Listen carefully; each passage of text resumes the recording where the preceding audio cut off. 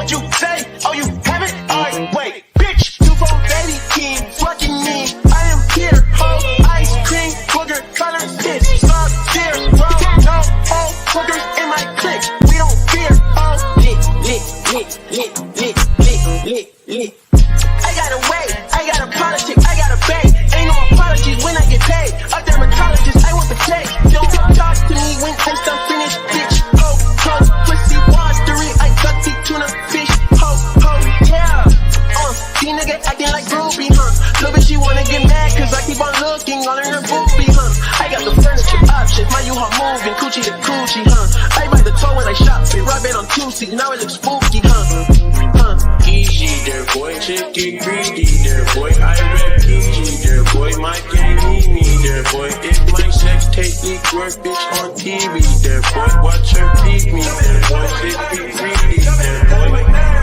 I'm a snake, I am a mess. I cannot fix it. Look at me thick, march on the sweat. Look at my dick print. Fuck all the reps. If you confess, that is a dick hit. Fuck all the reps. If you confess, you get addressed. Have you ever been punched in your motherfucking face? What you say? Oh, you have it? Alright, wait, bitch. I want the fame. I want the fame. Give me my fame. I want the fame. I need the fame. I need my. We got a fame. Have you ever been punched in your motherfucking face? What you say? Oh, you have it? Alright, wait, bitch. I want the fame. I want the fame. Give me my fame. I want the fame. I need the fame. I need my. We got a fame. Give me my fame. Fame. We got a fame. Fame. Give me my fame. I want the fame. What's up, y'all? Welcome to LuckiMaree's channel. It's been a minute since I've been live, but make sure y'all like the video, comment later on, chat with me and everything. As you hear, this is a mother live. So if you do not like to hear kids, we're going to keep it real tonight. We have kids here. So we're going to make a good conversation and just be authentic. No pandering, just authentic conversation. We're going to decide if we want to take calls because I have a guest. V. Taylor is here. So we're going to talk about stuff in motherhood, this evening, and really just be authentic to who we are and hope that you get something positive out of it. So we may take calls. I'll just ask that you be respectful in the chat, but challenges if you want to, but just be respectful overall. So I'm going to bring her up. You ready?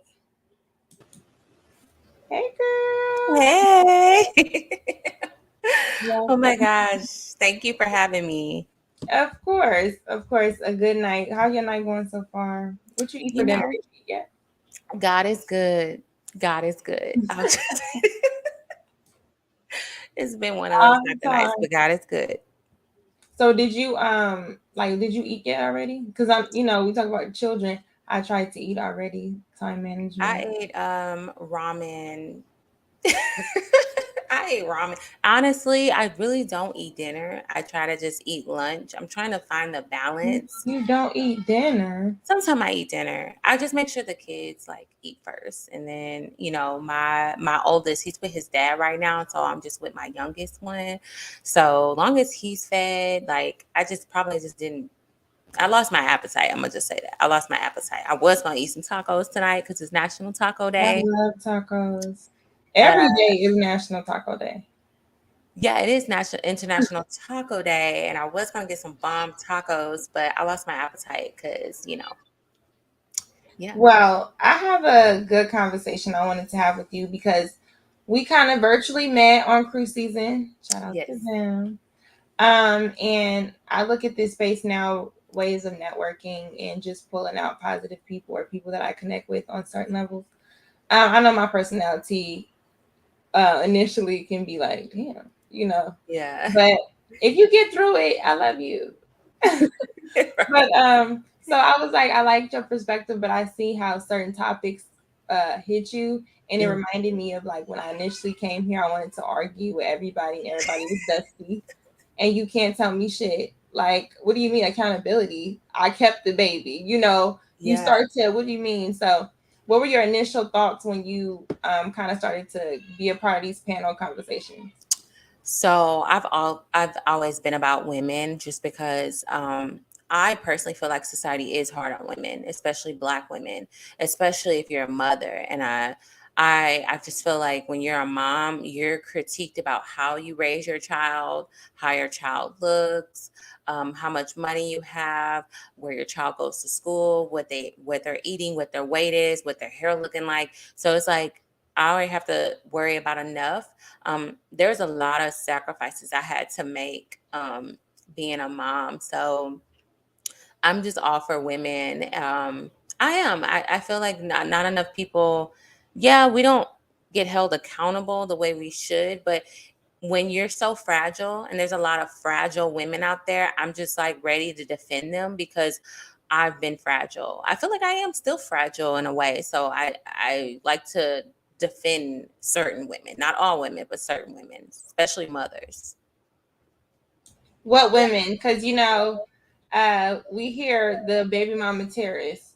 Yeah. So Yeah. what when you first heard that, like, were you just like a little bit offended, or did you understand?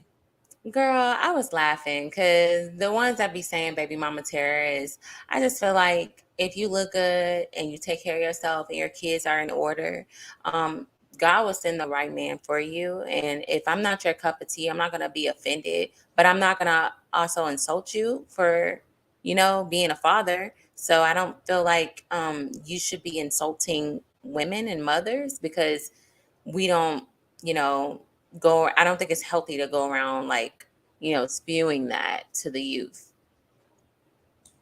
Yeah, I think it's good to raise awareness to it, because you do have a lot of men who feel unjust, or it's a lot of things that, because it seems like in society women have bigger voices even when we say we're mothers and we're unmarried, right? Because you could have been in a serious relationship, however serious it is to you. The simple fact that you weren't married, you're already deemed poor, what, easy, they just want to sleep with you, all those things. And you just kind of like initially like bullshit, because Yeah. yeah, you just feel like you kind of want to speak up, but at the same time, even in something shameful, we get grace in society. So then, like, for me, I started to understand why they would attack certain ones so hard. Hmm. But I started to feel like, did you feel like for people like us that there was people speaking up, or did you think that, okay, it was my choice, so I should take all shame, like regardless of how it come, I should just accept it? No, because there's a lot of women. Did you know that like women can suffer from postpartum up to 5 years? So there's a lot of women who are contemplating their life. I know so many women who have thoughts of suicide, thoughts of, I'm sorry, that word is banned here. um, there's women who have thoughts of just thinking that they made so many mistakes, they might as well not be here at all.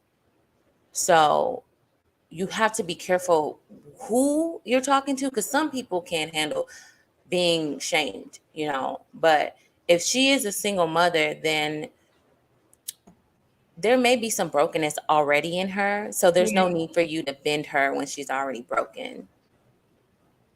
Yeah, that's why I want to watch this video, because I felt her on a lot of different things, but I had some questions. So everybody, we're gonna check out a video. Can mute you. Well, you don't really have to. Okay. I need a moment with the single mamas who not scared to talk about the shit that need to be talked about now, because I'm struggling bad. I don't know who to talk to. I don't know if anybody listen. When we be telling y'all don't have kids, we not just saying it. It's not funny. Do you hear me?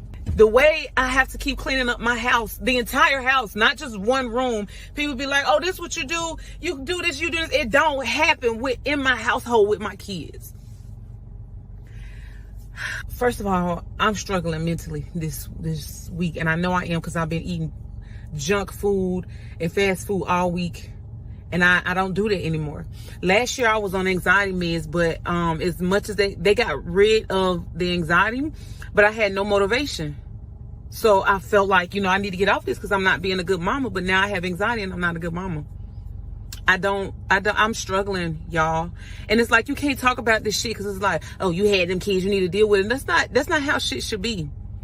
You understand what I'm saying? My oldest, puberty is wearing me out, y'all. It's wearing me the fuck out.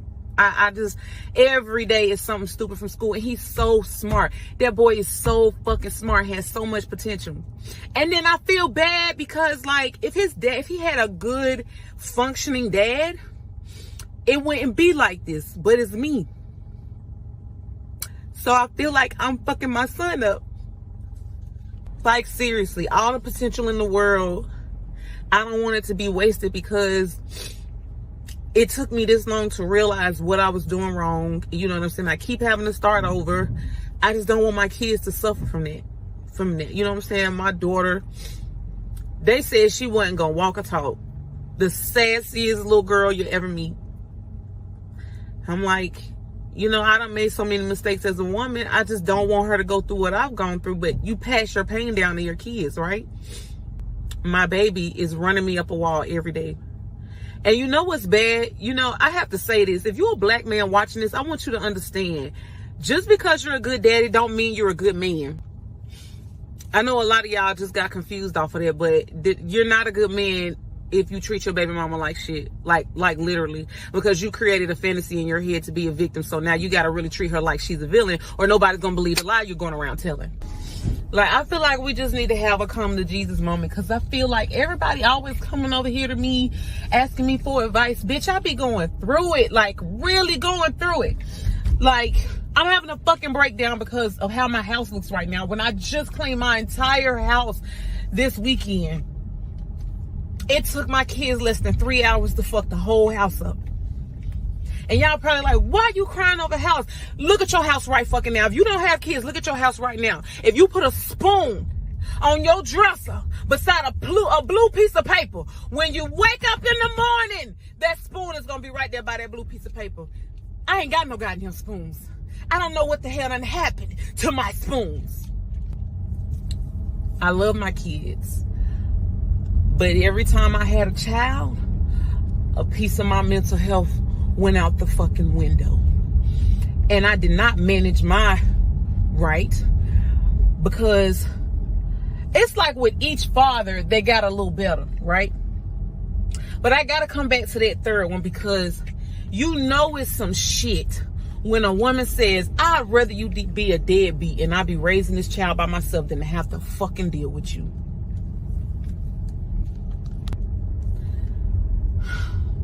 I think it's time for me to get back on anxiety meds. I'm going to change my therapist, because the one I got is too much. It's too many ums and too many silent spaces. Like, bitch, what the fuck? Where the fuck did you get your degree, DeVry? Because I don't like how the fuck this shit is going right now. I don't even mean to lash out at that lady, but I just missed my first therapist, y'all. She was the fucking shit. I'm going to go in here. I'm going to record this episode for my podcast. I'm going to drink a glass of wine. I'm going to put on some Ari Lennox. I'm going to clean my house up again. Get maybe 3 or 4 hours of sleep. Wake up, take my kids to school. And try not to think the thoughts that I think every day that would take me away from my kids.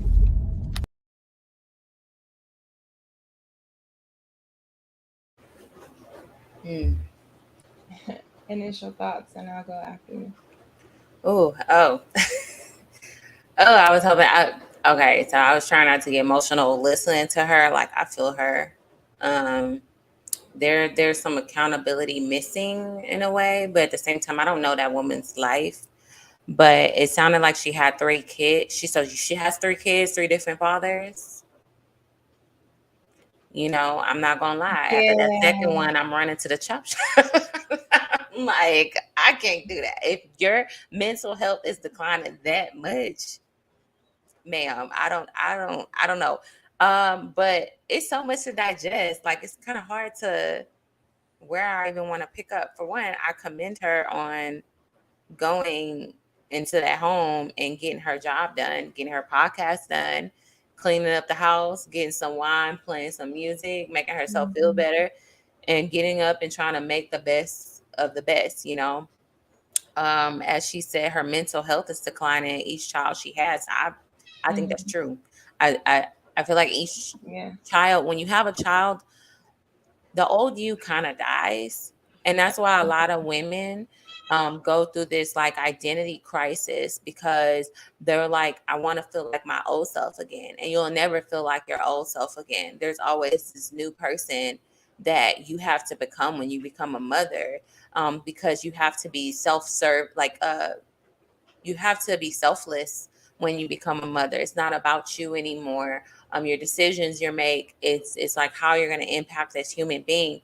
And then one of the most painful things is choosing the wrong person to have a kid with, because now you got to look your child in the eyes and know that you may very well mess them up because of your decisions. And that's a hard pill to swallow. And I think I can't speak for most mothers, but I can tell you from the ones that I know and how I felt when me and my son's fathers broke up. I look my kids in the face and I'm like, you know, I I wish I could have did this, but I can't change the past decisions. I can only make the best of it. I can only work really hard to, you know, um, make sure you're not a statistic. Maybe we can beat the odds, maybe we can't, but that's when you got to lean on God, because you can't do that by yourself. And she doesn't have a support system. It sounds like she don't have a community. And I feel like if you are a single mom, you need a community around you. So it's really hard when you're doing it by yourself. And your home is your place of peace. But when you walk in your home and you don't recognize the place because your kids done tore everything up, that you're when you walk in, like, and you had a stressful day at work and you just want to like calm down, and then you walk into chaos, it's like, when do you get a break? When do you get a break? When you sleep? Because you're barely getting that. So it's like a mental health thing. And she said with each child it took her mental health. I do agree, because you lose a part of yourself each time you have a kid, and you find a new you if you're able to. But a lot of women, it's really hard to do and manage when you're caring for multiple children. Thank you, Ronan, for being here. We see you in the chat. I'm not gonna let her off the hook so easily, right? Because okay, let's just say the parts that I really connect with, which is the cleaning up the house, especially, it's like you don't realize how much those were the things that they were, when they said it's a lot of work. It's the details of the things that seem like not that bad until you're actually doing it. It's repetitive, and the things that you need help with, typically that's just your job. That's not typically the man's job, right? So you have you being in this generation that was not prepared for this type of duty anyway, let alone by ourselves, but we are constantly putting ourselves in situation for this to be the reality. And a lot of the times it could be based in love, it could be based in a lot of things, everything that does not make sense logically. And it's not until we get to the other side, until we make those decisions and we just say, you know what, I'm gonna bite the bullet. The thing that should take place should be growth, in my opinion, and responsibility. The fact that if you do it again, right, and then you do it again, but the fathers change, it's like sometimes you can question, okay, if you have two children, what in space were the relationships, right? You know what I'm saying? That factors in. But if I'm just speaking in general, if there's stair step or something, like, it's kind of like you don't really get that much sympathy because you really don't get it. You just making babies as if it's just a thing to do. And most of the time, those type of women can get some sort of assistance, right? The men, in a lot of instances, I do feel her where you feel like they get let off the hook in our eyes, because of the simple fact that we can, as women, you have things that help us out. The man, pretty much, if he was to just be left with a child, it's not too many programs or things that would help him out. So then there's that resentment there. And then most of the time the kid is coming with us in our family, depending on how young the girl is, if she's in school, all those type of things factor in. So in her instance, I just question, when did it take 3 times for the reality to set in where now you need a little bit of sympathy for what you're going through mentally. Because if you have three different fathers, it's like, are they all ain't shit? You know, you muted. Oh yeah. Obviously she's a broken record. She keeps making the same mistakes over and over again. And until you understand the problem within yourself, you're going to, no matter if you leave the situation or not, if you didn't fix what the problem is within yourself, you're gonna keep making these same mistakes and be a broken record and keep making babies. That's why women who are in situations where they have multiple children, they're just a broken record. Um, and their children, they're only going to pass down that pain to their children if they are left unhealed. I was told a long time ago, the way you break a generational curse and the way you protect your children from being a statistic is healing first. I think a lot of women also weren't taught to protect themselves, protect their womb. A lot of women were taught to be givers, and we weren't really equipped to handle sex, the responsibility of sex. That our womb is very powerful. We're just told, don't have sex, don't have sex, don't do it. But then when you're in love and you get into a relationship and things become spiritual with that person, you feel safe, you feel protected, you feel whatever that may feel like. And even if it's toxic, that's what you're familiar with. Toxic may feel safe to you. You don't know better until you want to do better and understand that this doesn't feel right anymore. um Maybe I need to change how I've been, choosing men and choosing who I invest my time with and have kids with. So look, the that's the part that I like that you said, because okay, you have to pick and choose who you have been with. You have to make better choices. But now, because you have the kids, you seem a bit shamed for wanting those better choices. Now it's the conversation goes, you don't qualify. So you was laying down with dogs. You deserve dogs because you got fleas. That's pretty much how it go. Do you agree with that? Like, do you think that once you had children and you feel like, okay, that was where I was in my life, and then the relationship didn't work out, I do have to move on? Do you think that you agree with what they're saying, that you don't deserve what you now feel like you deserve because you've had children? um if I was to go by what society would have written me off, I would have been written off before kids. I i grew up without a mom. I was raised by my grandparents. I didn't really have like the best relationship with my dad. I could have turned out like a lot of my family members. I could have turned out like a lot of people I went to school with. Society been wrote me off. I had to prove myself to show that I am worthy to be where I'm at. Only God can dictate where I'm going to end up, not society, because I'm a Black woman on top of that.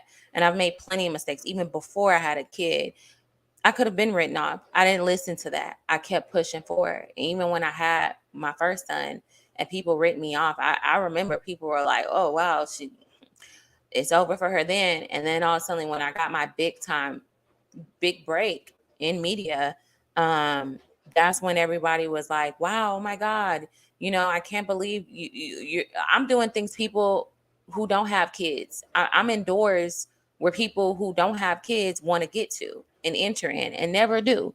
You know, um, I've been through a house fire. I lost everything, me and my kid. I could have ran to a shelter. People were offering their homes to me. But I said, no, I'm going to stand up and I'm going to get a place for me and my son, regardless if it's a one little bedroom apartment or whatever. And I started off small and I grew into something big. So it's like, for me, people are going to write you off, but it's for you to, sorry. I saw that comment. It's okay, girl. This ain't that kind of stream. Yeah. No, it was a good one. Yeah. It made me feel good. But yeah, like, people can write you off all day. It's what you do with that. Because there's people who grew up in, they could have been a statistic and they made something of themselves. So if you're a single mom, you know, don't let society write you off that you're nothing. Like that's it. I agree because, and I take the other route. I'm not gonna damn feel sorry for myself because I took the responsibility and I took accountability for not terminating, because I feel like by way of judging and saying, that's your choice and things like that, you are in a sense promoting, the termination of life. Where is the conversation about, if you can't afford the responsibility of what the outcome could be, you should not be having sex, because there is a price, whether it has a price tag or it has a life. And if you can't afford neither, you shouldn't have sex. So it's like the onus becomes on the woman to have to do all these things and be both parents and do all of that, and then you're judged for how you do it. And then it's like, who gives a damn? I'm doing it. Where the hell is he at?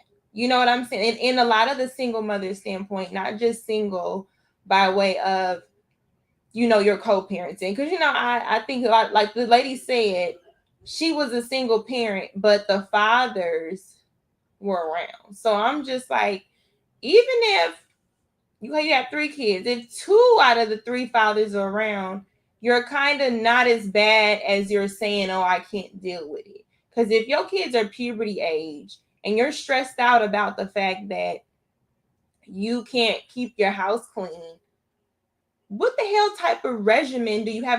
Do you know what a 3-year-old, I'm realizing, and I'm being told, like, you are not her friend in the judgment. Girl, I eat it up. Make me better. Cause this is crazy. This little manipulative little boxer running around, Jack, just beating on everything all the time. You can't go to the bathroom. You can't do you know what I'm saying? God Yeah. forbid you need to just be for yourself and figure out what the hell just happened. That could have been traumatic. We don't have time for that. I agree. It sounds like she doesn't have any what's the word I'm looking for? Routine. If you're a single mom, you need to have a routine. Like, I feel her when she says that she's not did she call herself a single parent or a single mom? Because I make it different on both, because I feel like a single mother. Yeah. So people think single mother and single parent is the same thing. I feel like single mother is a woman who is in her own home, paying her bills by herself, don't have a man inside the home. That is a single mother, because in that home, she's doing everything by herself. She doesn't have anyone waking up at night when that child is sick. Like, she's not sharing that home with a man. And it is a big difference when you have a man in the home. And co-parenting is a big difference. I've co-parented, and it's a big difference between having somebody there that you can hand the baby to and start cooking. So you have to create a routine. And then also, like, yeah, you need to create a routine regardless. Single parent, single mother, that's gonna be your savior. You cannot be a single mother or parent without a routine, because you're gonna find yourself in chaos, as she is. 2, I think a single parent is someone who has zero support. The father is not involved. They're a deadbeat. They don't have, uh like like they only have one parent. That's a single parent. And that means that she's doing everything by herself, financially, like outside of the home, like Yeah. school sports, activities, uniforms, school clothes. She's doing everything by herself. She doesn't get a break. She don't get off every other weekend. So that is a big difference. So I don't know if she's a single mother, single parent, but it is hard on both. But being a single parent is like, my heart goes out to women like that, or a man that's a single parent as well. They don't have no help. They don't even get a break. Nothing. Like, yeah, that's hard. And it's also something where if she has 3 kids, you don't really have time to process You have the first child, and then if depending on how close in between, like you said, there's a 5 year period. Sometimes then you have another child, and then there's a period, and then you're having another child, and then not to mention you're switching partners. So how serious were these relationships in between children? Yeah, I think And it was a little what are selfish. we looking at? Like, because I feel like usually, unless it is the same father, you something should occur in you when you don't like the outcome of the relationship after you have a child that says, "Nah, this ghetto. This is very ghetto. I don't recommend it. 1 star. You just will not do it again." And but somehow that message is never bigger than the message of the women that just say, well, you're a single parent, it's cool. Like, it's not that bad. Like, we have pregnant women twerking in the club. We have Oh, it to wow. where it's looking like it's glorified. Really? You think so? I don't think so. I think maybe on social media. I think people are confusing what we see on social media and what's really happening in real Or I life. see that in real life. That they praise being a single parent. Well, the fact that you're able to be a stripper and pregnant and nobody is looking like, get this lady down, and they're throwing money, that doesn't really seem like shame. The fact that But we she are was in this. stripping before she was pregnant. But yeah, but shouldn't you get down? Or it's just like, if you're now seeing more, we're normalizing, should I say, we're normalizing it to where it's not more so a don't do it. It's more so, if it happens, this is what you should do. It's not like a preventative type of What if method. she doesn't have people around her that's telling her, because you don't, if everybody's around you is doing the same thing, how do you know if you're doing anything wrong? So, well, I knew from personal experience, I knew that you should have a first comes love, then come marriage, then come the baby. We knew the baby came after. So Yeah. in that alone, you feel wronged, and most of us are raised with the same moral standard, whether you agree or not. When you get older, that's up to you whether you follow it. But there is still like somewhat of a moral standard. So um there's not too many in other cultures, even if we judge it where we are in America and we judge it to other places, they are ashamed if you are not under a man. You know what I'm saying? So it's like, here is more freedom to be okay with the decisions you make that can affect the way the community looks. You kind of see what I'm saying? So Yeah. there's not really a prevention measurement. Like, we have places like China, I want to say it's China or Japan, where they're going to the measures of telling your kids how many hours they can be on the game. Because that's the standard of their community. You get what I'm saying? Like, our standard, like, what is it? Is it, if this happens, make sure this happens? Or is it, don't do this shit? Make sure I these think are. that we're told don't do that all the time. I think we grew up with I grew up with a very strict religious household. So I was told just to, not ever, we don't even talk about sex. Don't talk about it, don't think about it. We're not going to acknowledge how you feel. We're not going to acknowledge the hormones that's coming in. We're not going to teach you nothing about sex. Just don't do it. But then when you're being dismissed about learning about sex, the dangers of sex, you know, um, you're not really equipped to handle when the man come pillow talking to you, you know. Um, so that's one of the things. I think people are just doing the best out of their situation, regardless if you have 1 kid or 2 kids or 3 kids or whatever. People just try to make the best of their situation. Do I think that is selfish? Um, that women may bring in multiple kids knowing her situation. I do think that it is selfish because, even with me having a second kid, like I felt very guilty because although my son wanted to have a sibling and Mhm. was so happy about it, I'm like, there's certain things we can't do right now because, I got a little baby to take care of. So but that's just regardless if you have that's not even being like a single mother, that's just being a mother thing. So you do have just guilt in general being a mother, and then on top of that, um a mother of more than one kid, and then on top of that, if you're a single mother, um, I don't know. I just feel like I feel like a lot of single mothers get beat up enough, and they just make the best out of their situation. I think there should be some learning lesson out of it. Like, you shouldn't keep making the same mistakes, but some people are a product of their environment, and I do understand that, because like society has been shaming women. You know what I think about when I think about society shaming like mothers is where they used to stone women. They used to stone them in the street for being a Jezebel, or being a prostitute, or whatever, or being a loose woman. And it took even Jesus saying, what does he say? He who throws the first stone, or what is it, girl? I have not read the Bible. He who without sin cast the first stone. Exactly. Although you didn't make that mistake, there just needs to be some type of compassion. There needs to be some sternness and some accountability being held. But just because people are saying have some compassion, it doesn't mean that you can't hold people accountable. You know, I think you can do both.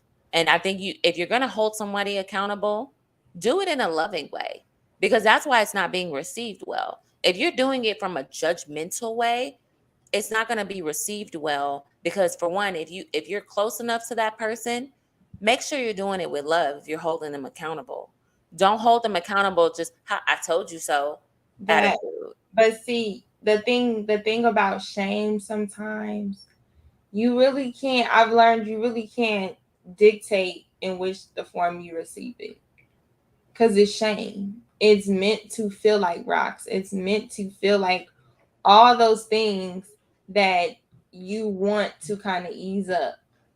Yeah. And so, hi Hey, Kelly, Kelly. she's so pretty. Yeah, she is. It's meant to kind of, make it hit you, so that you do not at it for any point in time think that this is okay, because you can't take the stones.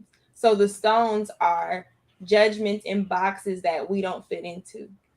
All those things because that one decision. And I was one to argue too when you hear the conversation, because let's talk about the dating aspect, right? I was one that gets beat over the head. Oh, Lucky, your standards. And to me, I don't have a CVS receipt. It's just basic. It was the same stuff I wanted before. The difference was I never thought that I was pretty much worthy of marriage, right? Because oh, she was the girl who she was gay. She was all, you know what I'm saying? My life didn't quite go the way that the book would say it was supposed to go. So it was kind of like whatever, if it happens, as long as I can afford the responsibility, like all those things, have the support system.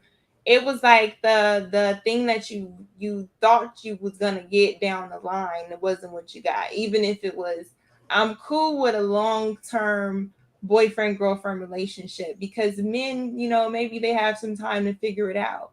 But then when you start hearing from more men, they're like, it don't take you that long to figure out he was playing with you. And it's just like, That's when true. you hear, this is your responsibility. You should have known all those things before you made that decision. And so I said that to say, when it comes to dating and you really get in these conversations, you hear men don't want women with kids. Girl, how many people do you know with kids that got husbands? I know so many. My grandmother was one, she had 3 kids, got married.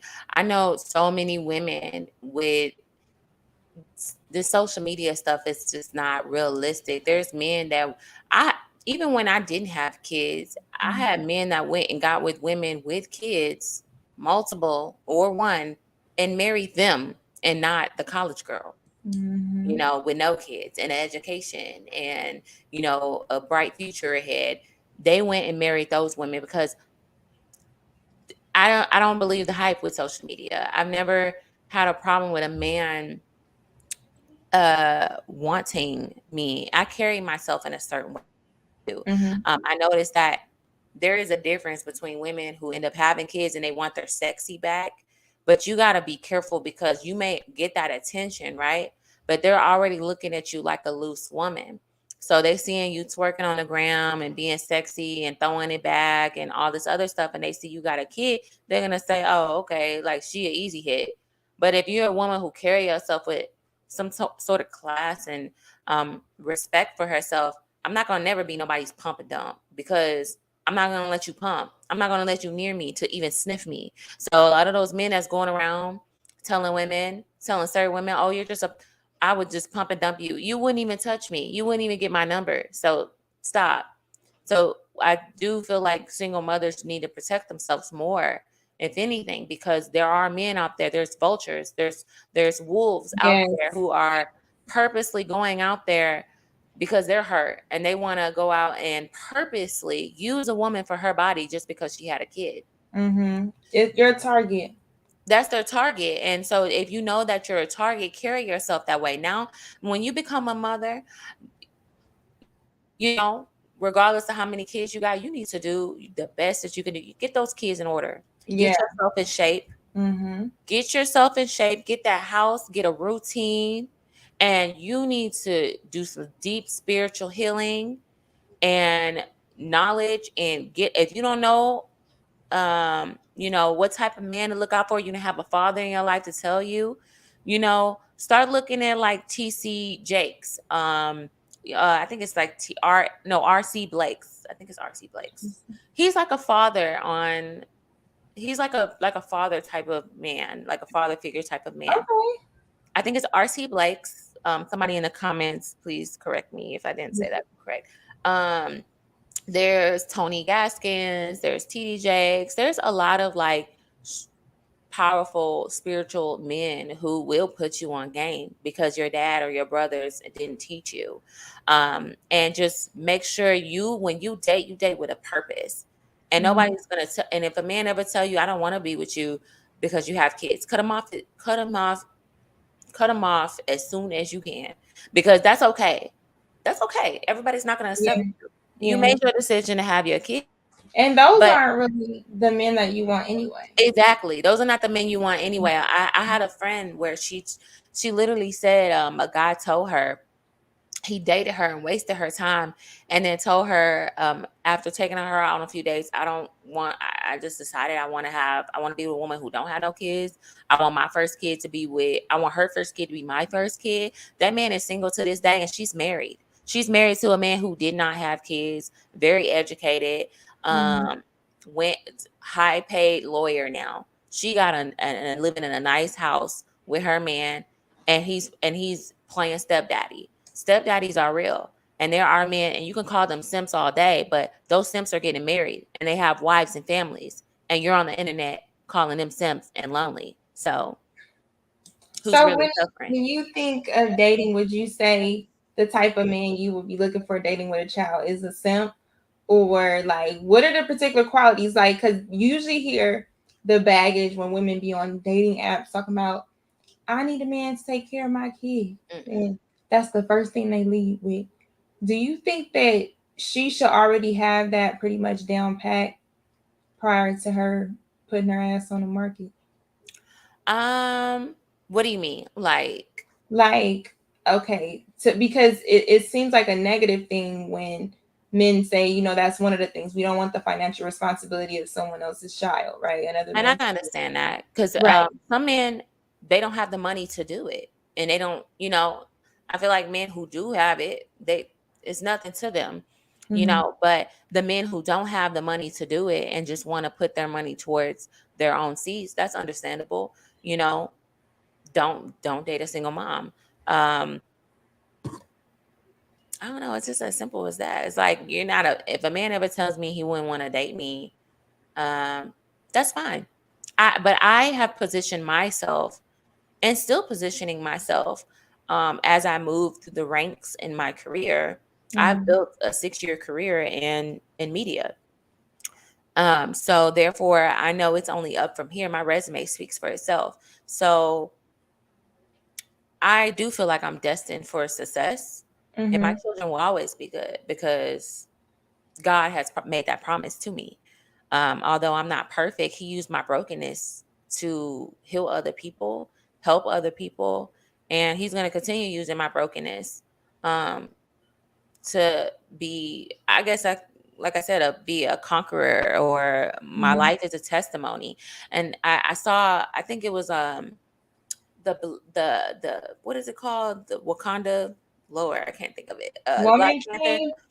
You know what, they had a Oh, the quote, Black Panther. yeah, the Black Panther, they had a quote in Yeah. there, and they said, uh the most broken people make great leaders, because they can see things from all sides of the, you know, they can see things that other people who are judging can't see. They can empathize with people. They have a different perspective on life instead of this judgmental side of things. Mm-hmm. Hey, Sir Hal. So I think when I do hear that, I hear women lead with the financial struggle of it, because it is a two-parent job that you're doing on your own, right? And you decided to take on that responsibility and shit, like go through the fire, right? Even though I used to think that was a selfish way of thinking, because I didn't want my decisions to reflect the outcome of a child, because we know most of the time, statistically, children born in single mother environments are more likely to be struggling, right? Or with a life where they don't know how to financially manage money and things like that, because they're Mm, so consumed with their situation.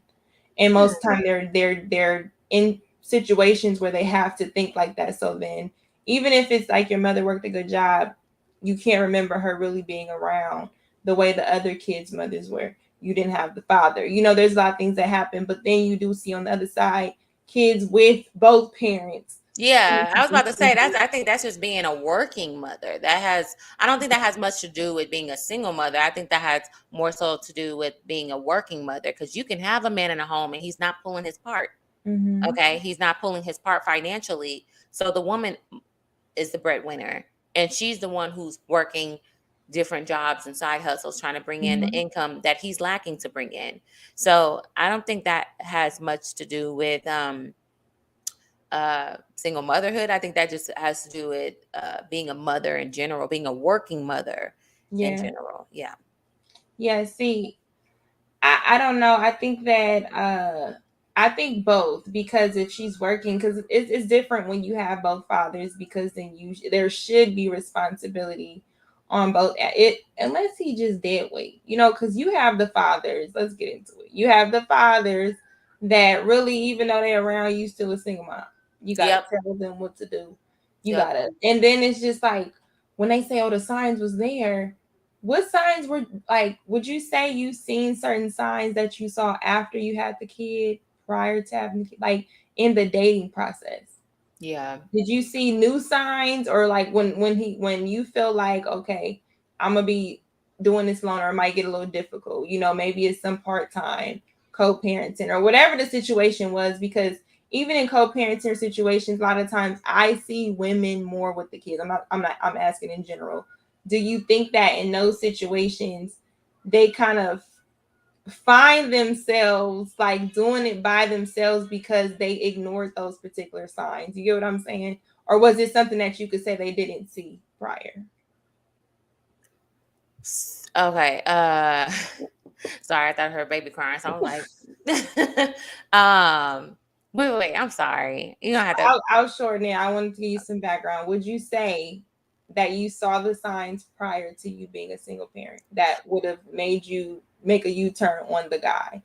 Man, I wish I saw like U-turn signs, red flags. There were red flags, but they weren't like, they looked a little like purple. Like they weren't like red. Mm-hmm. I would say with my first son's father, definitely I excused a lot of his behavior. Um and I didn't wake up until I got pregnant, which is like, I tell people that all the time. I didn't see him one way until I had to grow up, because my mind was so immature. I wasn't able to have the maturity Mm-hmm. to realize that this person was not for me. I was basing it off of, I was very immature. I was very immature, and I'll say that, and I'll own it. And that's me taking accountability that I was very immature in my way of thinking and not really realizing that what was presented in front of me. Yeah. And so when I got pregnant, it's like a light switch came on. It was something that turned on in my brain that was like, do you see who you're with? Do you not Mhm. see this? And that's when I was taken back. I wasn't drinking anymore. I wasn't partying anymore. I was put in an environment to sit down and think. Because when you're pregnant, you got to sit and you got to think. You can't Mhm. drink nothing. You can't smoke nothing. You can't party away with your friends, and you can't. You have this switch that turns on and say, "Why am I dealing with this? Why is this person treating me like this? Why am I putting up with this? Is this the representation I want my child to see growing up? I need to fix this situation and get out. I need to, you know, um, leave this situation because he's not treating me right." And by that time, you're already pregnant. So I didn't wake up until after I had my son. Now, you know, I would say it depends on how healed you are. If you could see the red flags, but you see the red flags, they feel like home. I had a saying. Sometimes red flags feels like Six Flags. They feel that toxic feel like Yeah. home. Because if you grew up in a toxic home, that person may feel familiar. That person may feel safe because that's what you're used to. And I'm not trying to excuse it. It's just an explanation behind it. Because we can say, why would this person? We can why all day Mhm. until you actually sit down and have an open mind and hear people out and say, why did you make this? Why did you make this mistake? So you won't make it again, or you can warn other people to not make it again. Do you think that in this girl to have 3 kids, do you think that she identified where she went wrong, or do you think that she's still going through life being the victim? Like, do you like in her message, did you get victim vibes or did you get accountability vibes? Our favorite word. I think she's forced to take accountability by her suffering. I think that she's forced to look at her situation because she's suffering mentally, and it's physically going to impact her because she can't even take care of her health. So sometimes the world wants to hold you accountable, but life will. Life will do it for you. There's a lot of women out here that are overweight, a lot of mothers out here that are overweight, not able to take care of their health. They're tired all the time, they're stressed, they having health issues. I think life itself is going to take care of that until you open your eyes. Now, you know, I would say for her, it sounds like I don't think she's there yet. I don't think she's there yet. I think she's still broken. I don't think she really realized her situation, that how she kind of blamed her environment, the kids, the daddies, but she didn't say what she did. She just says, y'all don't have kids, but it's like, no. Why did you choose these men? Um, what can you do to make your situation better with these men? And co-parenting. What is it that you can do to make your children's life better? Instead of complaining about it, because those were your decisions. So she's taking accountability because she's forced to take accountability. Accountability is not shaming. Accountability is someone having to deal with the situation and the mess that they put themselves in. You can't run from it. You can run from it. She could run from it and be a deadbeat mother. You know what I'm saying? But she's dealing with her situation and she's suffering through it because she got to take accountability. Hopefully one day she wakes up and realizes, like, man, I don't want to keep doing this. Like, you could tell she's hurt because she started to cry when she said, I feel like I'm messing my son up. She didn't say, I feel like his dad is messing him up. She didn't say, I feel like society is messing him up or he's messing himself up. She said, I feel like I'm messing my son up. Right. What's more accountability in that? I think she's taking accountability, but it's not in the way that society wants her to take accountability. I think the accountability jacket will be hard because she had 3 kids, but I think um, the judgment comes in where you can't really determine how many times people are going to be on that roller coaster before they decide I'm tired of being on a roller coaster. It's just like a woman in an abusive relationship. We agree that, girl, when he slapped you the first time, it shouldn't have got to the point where your eye is closed.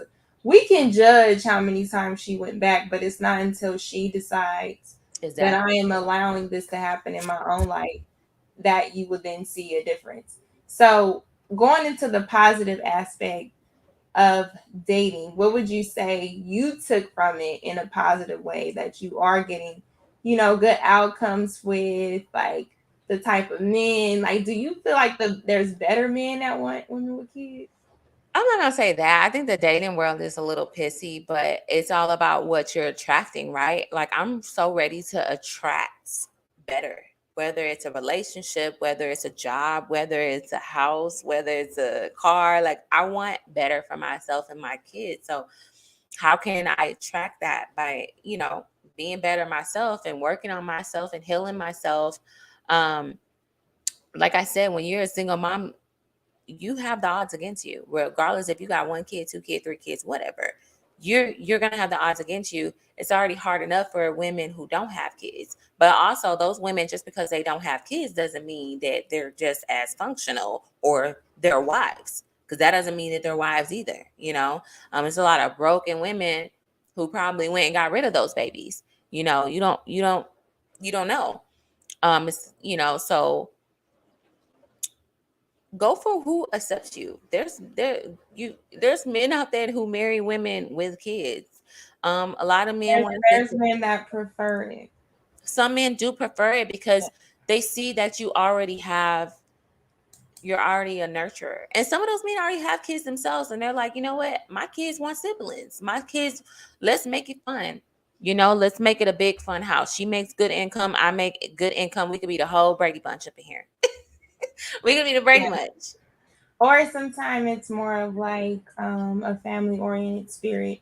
Because I would say I see the positive in me being more open, like those experiences and the choices that have gotten me to it to be a single mother. I will sit with them because I will make the choice again over what the hell they say you're supposed to do this for the kid. You're supposed I'm wanting to say if it is affecting you, that relationship and all those things, you really should second guess it. Don't stay in those situations. So when you find yourself back single, because you could be in a marriage, you could be in anything that would have seemed secure that lands you back in the on the market. So I would say I look at a difference of you have more of an open mind. You know what I'm saying? You're more receptive of love. You look at things differently. You smile more. Like, you know what I'm saying? There's things that you start to accept, because before it was like a time frame, especially if you're trying to be, I want to be married by this time. I want to have kids. Oh, I hit the wall. So then you start to think, let me hurry up and have a baby before I can't. Yeah. And when you already have a kid, you're not worried about the wall. Right, exactly. Now I don't have to rush anymore. Right, I could just date, and then if he's a certain age or he has kids, he's not gonna be pressuring me about mine. You know what I'm saying about me. So I would say that's a good thing. You don't have to worry about mine. I don't believe that women should be forcing their kids for a man to take care of them. I think you should take care of them first, and then find and pray and write down what type of man you want in your life. If it's a family orientated man, a faithful man, a loyal man, a man of his word, a hardworking man, honest man, whatever, write it down and look at that list and ask yourself, are any of these things, and that if you're not, because you want a healed man too, you don't want no broken man. It's a lot of broken men running around here. You don't want no broken man. You don't want to deal with his anger issues, his toxicness, or whatever he got. If you don't match what you're writing down, then you need to go and fix that so you can attract what you want. But don't do it for a man. You do it for yourself, because the energy that you put out there is that I want a man, I want a stepdaddy, I want a stepdaddy, I want a man. The more it's gonna run from you. Like they say, it's like cat and mouse. The more you chase it, the more it runs away from you. Work on yourself. Yeah. Yeah. Yeah, that's great. So I do see you guys. I'm going to play the video and then bring people up one by one. We'll make it a good few minute conversation, you know. So it could be, don't want to bombard us. But I'll play the video while that's playing. You know, y'all can get ready. Like the video if you haven't, y'all. I need a moment with the single mamas who not scared to talk about the shit that need to be talked about. Now, because I'm struggling bad. I don't know who to talk to. I don't know if anybody, listen, when we be telling y'all don't have kids, we not just saying it. It's not funny. Do you hear me? The way I have to keep cleaning up my house, the entire house, not just one room. People be like, oh, this what you do. You do this, you do this. It don't happen in my household with my kids. First of all, I'm struggling mentally this week. And I know I am because I've been eating junk food and fast food all week. And I don't do that anymore. Last year I was on anxiety meds, but as much as they got rid of the anxiety, but I had no motivation. So I felt like, I need to get off this because I'm not being a good mama. But now I have anxiety and I'm not a good mama. I'm struggling, y'all. And it's like, you can't talk about this shit because it's like, oh, you had them kids, you need to deal with it. And that's not how shit should be. You understand what I'm saying? My oldest, puberty is wearing me out, y'all. It's wearing me the fuck out.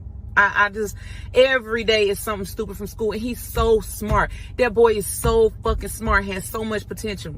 And then I feel bad because, like, if he had a good functioning dad, it wouldn't be like this, but it's me. So I feel like I'm fucking my son up. Like, seriously, all the potential in the world, I don't want it to be wasted because it took me this long to realize what I was doing wrong. You know what I'm saying? I keep having to start over. I just don't want my kids to suffer from that. You know what I'm saying? My daughter, they said she wasn't going to walk or talk. The sassiest little girl you ever meet. I'm like, I done made so many mistakes as a woman. I just don't want her to go through what I've gone through. But you pass your pain down to your kids, right? My baby is running me up a wall every day. And you know what's bad? I have to say this. If you're a black man watching this, I want you to understand. Just because you're a good daddy don't mean you're a good man. I know a lot of y'all just got confused off of that, but you're not a good man if you treat your baby mama like shit. Like literally. Because you created a fantasy in your head to be a victim. So now you got to really treat her like she's a villain or nobody's going to believe the lie you're going around telling. Like, I feel like we just need to have a come to Jesus moment because I feel like everybody always coming over here to me, asking me for advice. Bitch, I be going through it, like really going through it. Like, I'm having a fucking breakdown because of how my house looks right now when I just cleaned my entire house this weekend. It took my kids less than 3 hours to fuck the whole house up. And y'all probably like, why are you crying over the house? Look at your house right fucking now. If you don't have kids, look at your house right now. If you put a spoon on your dresser beside a blue piece of paper, when you wake up in the morning, that spoon is going to be right there by that blue piece of paper. I ain't got no goddamn spoons. I don't know what the hell done happened to my spoons. I love my kids. But every time I had a child, a piece of my mental health went out the fucking window. And I did not manage my right because it's like with each father, they got a little better, right? But I got to come back to that third one because it's some shit when a woman says, I'd rather you be a deadbeat and I be raising this child by myself than to have to fucking deal with you.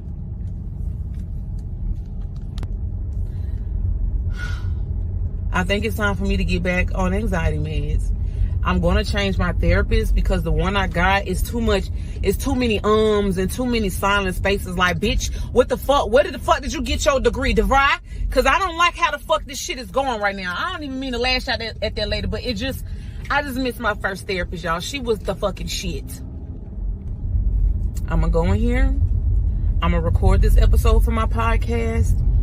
I'm going to drink a glass of wine. I'm going to put on some Lennox. I'm going to clean my house up again. Get maybe 3 or 4 hours of sleep. Wake up, take my kids to school. And try not to think the thoughts that I think every day that would take me away from my kids.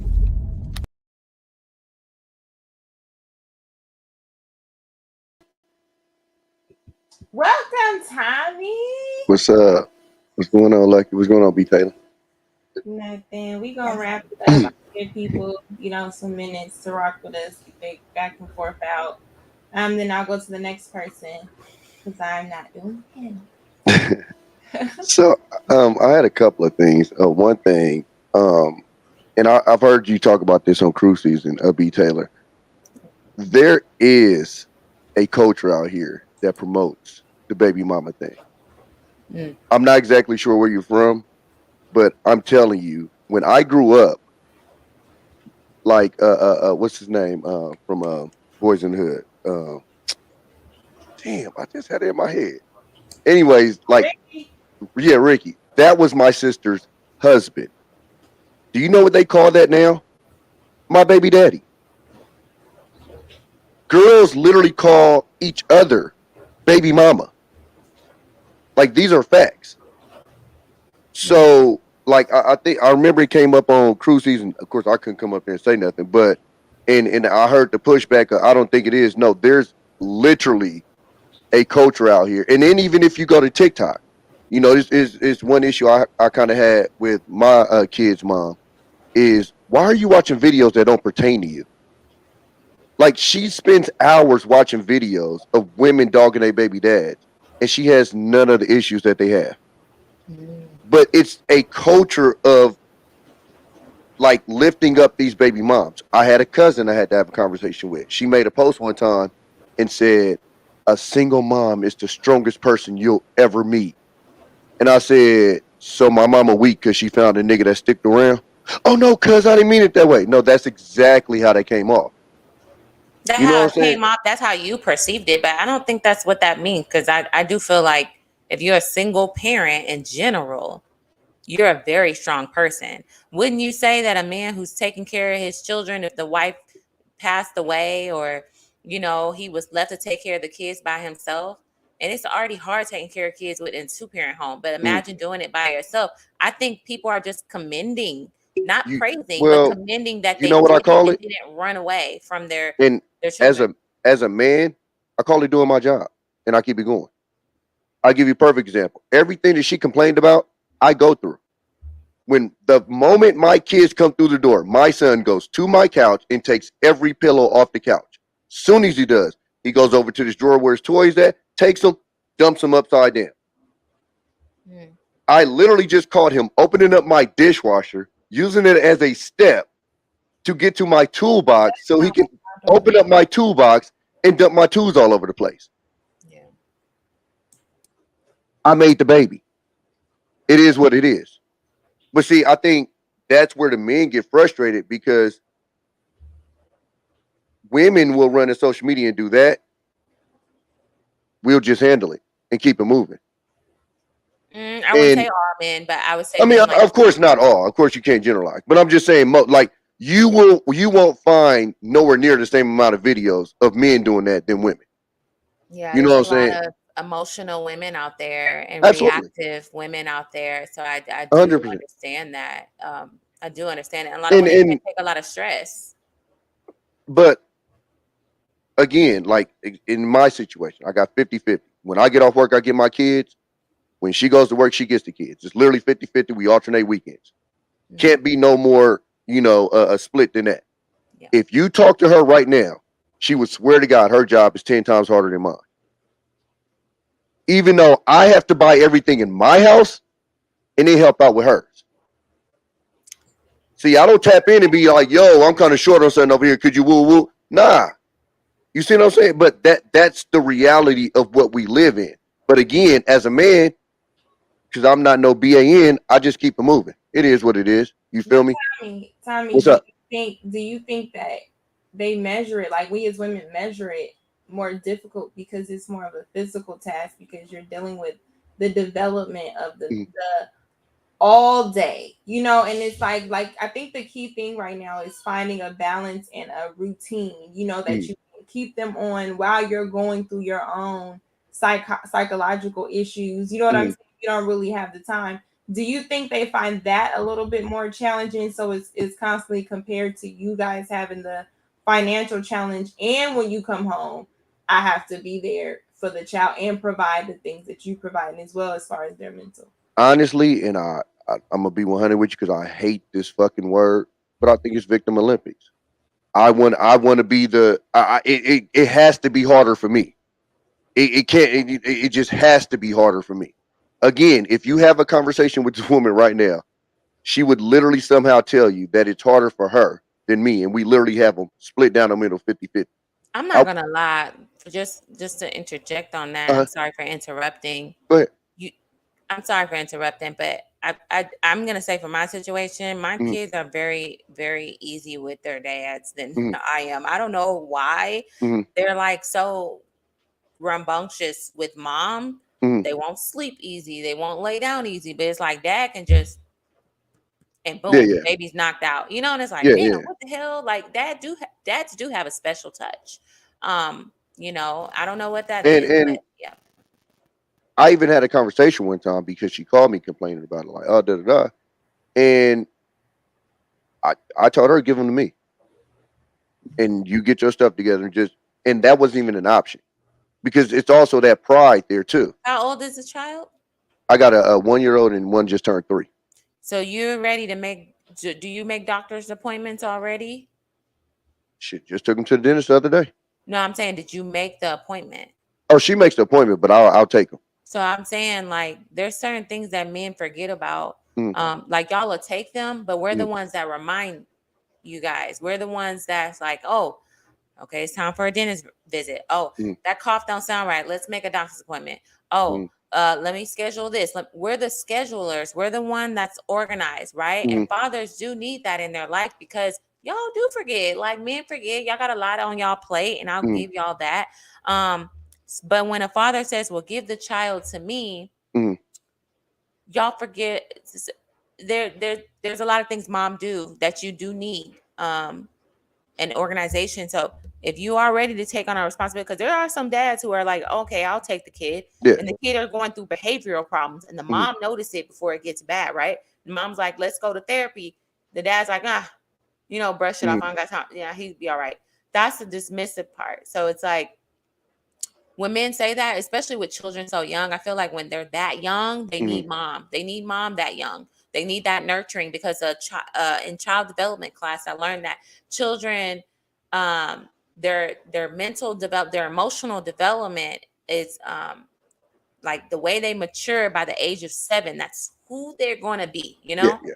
So I think that is important that they have that nurturing balance with the mom. But if she's Mm, struggling that bad, I mean, it's not a her thing. You had a child with this person, so mm, you should want to help her out. When I was with my child's father, when we co-parent, he would be like, can I make a suggestion?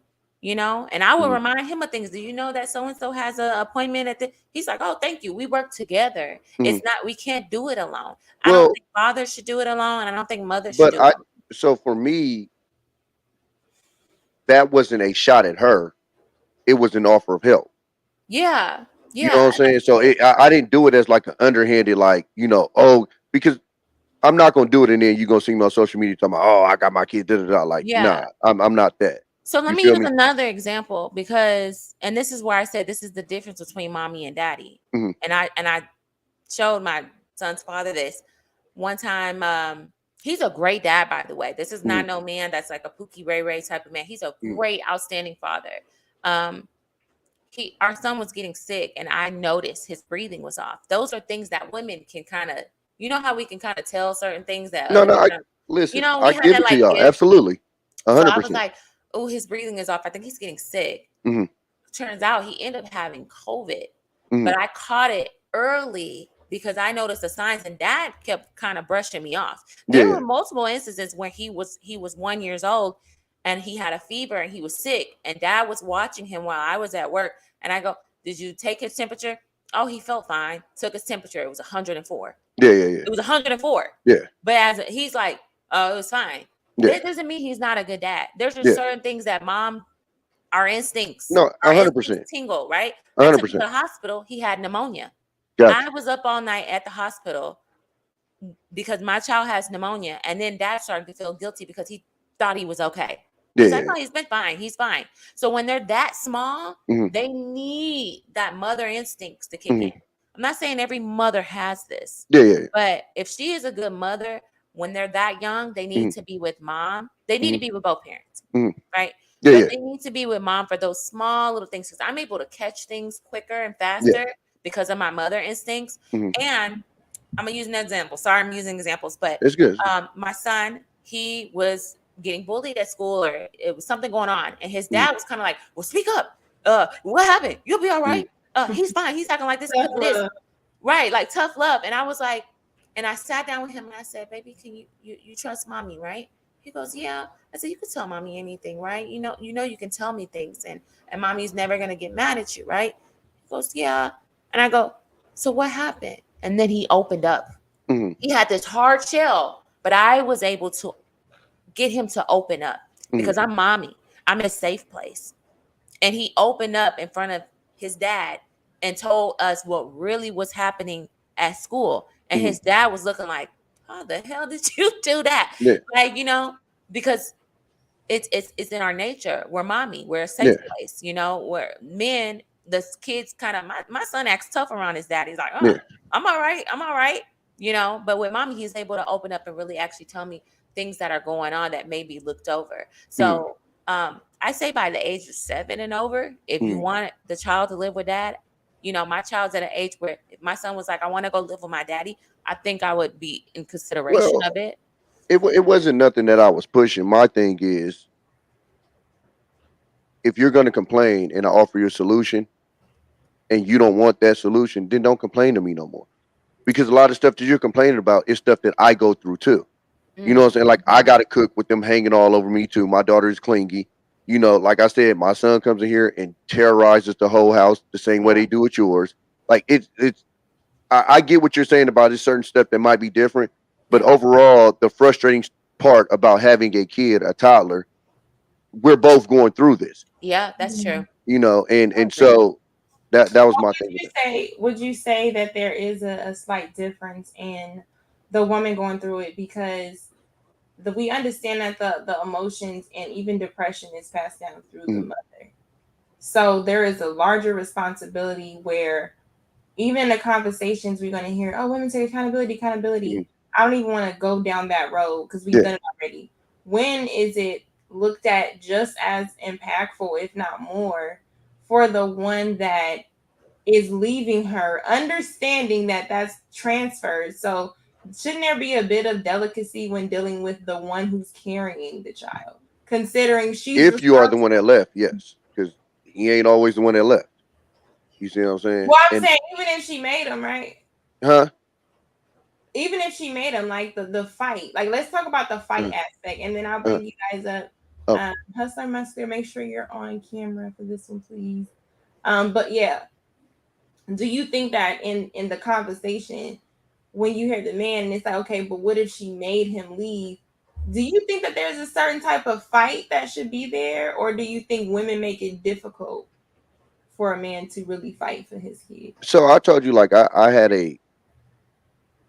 You mean to like actually fight for like to see their kids or Yeah, for the like be family? involved, like be Okay, involved. so I actually have a homeboy that's going through this right now, and it's not baby daddy, baby mama. It's actually husband and ex wife, and she's actually found, and I would have to put this that I'm only hearing his side of the story, so I have to put that out there.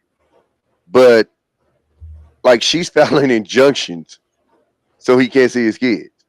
And again, I'm only hearing one side, so for me it's weird because it's like, why would you be fighting for him not to see his kids?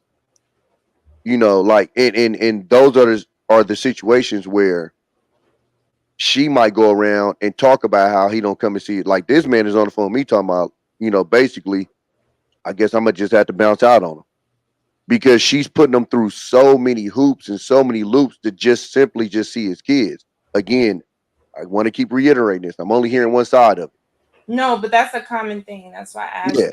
And Yeah, so, there's no Mhm. excuses. well, it sounds like excuses, but it's also exhausting because see, just like the mom is complaining about all the stuff she has to go through, throw on top of that that I'm trying to actually come see my kids, and that I have to actually go fight legally, and that I have to actually go out and make money to, one, shoot to you, and to shoot to these lawyers to go see my kids that I'm shooting money to you to take care of. You know, Yeah, so it's I think I get what I get what B Taylor is saying, but the reason why I don't think it's an excuse is because that's the part where it gets missed. Where why is there a difficult fight? Like, yeah. don't take them. You know, why isn't it the willingness? If you so damn tired and you need a damn break, and he come in, Yeah. the door open before you. Girl, take your breaks. And listen, Like, take your breaks. that's what I was gonna say. Expect if you're doing that, I don't want to hear you complain about nothing. Mm-hmm. You know what I'm saying? And then I remember I had one homegirl in the military, and she was talking about her baby daddy, and I had just happened to I met him one time. Dude was a bum when I met him, and she only did it, and I said, hey, I need to holler at you, and she was like, what's up? I said, I met that dude one time. He ain't had daddy a year written on him nowhere. You met this nigga freshly kicked out the Navy, sleeping on his cousin's couch. That's who you let impregnate you. Yeah. So now you So all of this extra you doing on the internet, stop it, Fi. You know what I'm saying? Like you gotta relax. You know, so it's so many of these instances and so many of these situations that are so layered and stuff. A lot of the stuff you have to dig through and figure out, you know, the truths, the lies, the hurt, and all of that stuff to figure out what's really going on. And unfortunately, you know, like I said, we have a culture where a broken home is just normal. It's just, you know, I again told person told me, well, I could do it on my own. Oh, okay. You know, so now you that's the doing coach it on we your own. So how you exactly. Exactly. well, So thank you, Tommy. no problem. Y'all ladies have a good night. Have a good Good night. night. All right, yeah. Okay, coming to you, Kevin. Hello, Kevin. Hey. Oh, hello, ladies. How you doing? We're good. Good. What sparked your interest? You want to ask some questions? Yeah. Hey. Good conversation. Good topic. So yeah. Hey, I'll start with that video. That woman's scary. Like no joke. Like she would literally drive men away.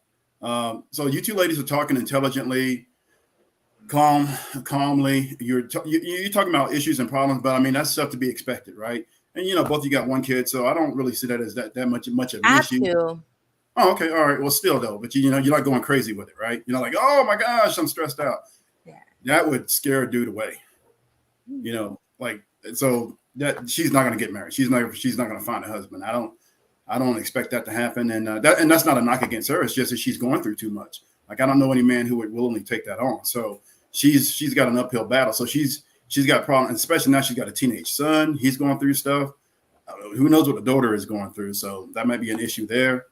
You know, and that's not me talking bad about it. It's just looking at the reality of it. I would like for all women to you know, get husbands, whether they you know have kids or not, married, you know, kids, whatever they got going on. It'd be nice if all of them got married. Every woman who wanted to get married would be able to get married.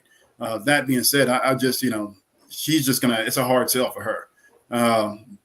So that would be my assessment on that. Now, the one thing I would say, you did mention the Brady Bunch situation. I almost had that. Well, I was dating a woman. She had 4 kids. I had my 3. You know, we were both divorced. We had been married, both divorced. Unfortunately, the marriage didn't work out. But we, you know, so if you're a man and you get divorced, just know, I don't know if there are men out here listening to your podcast here or to your stream.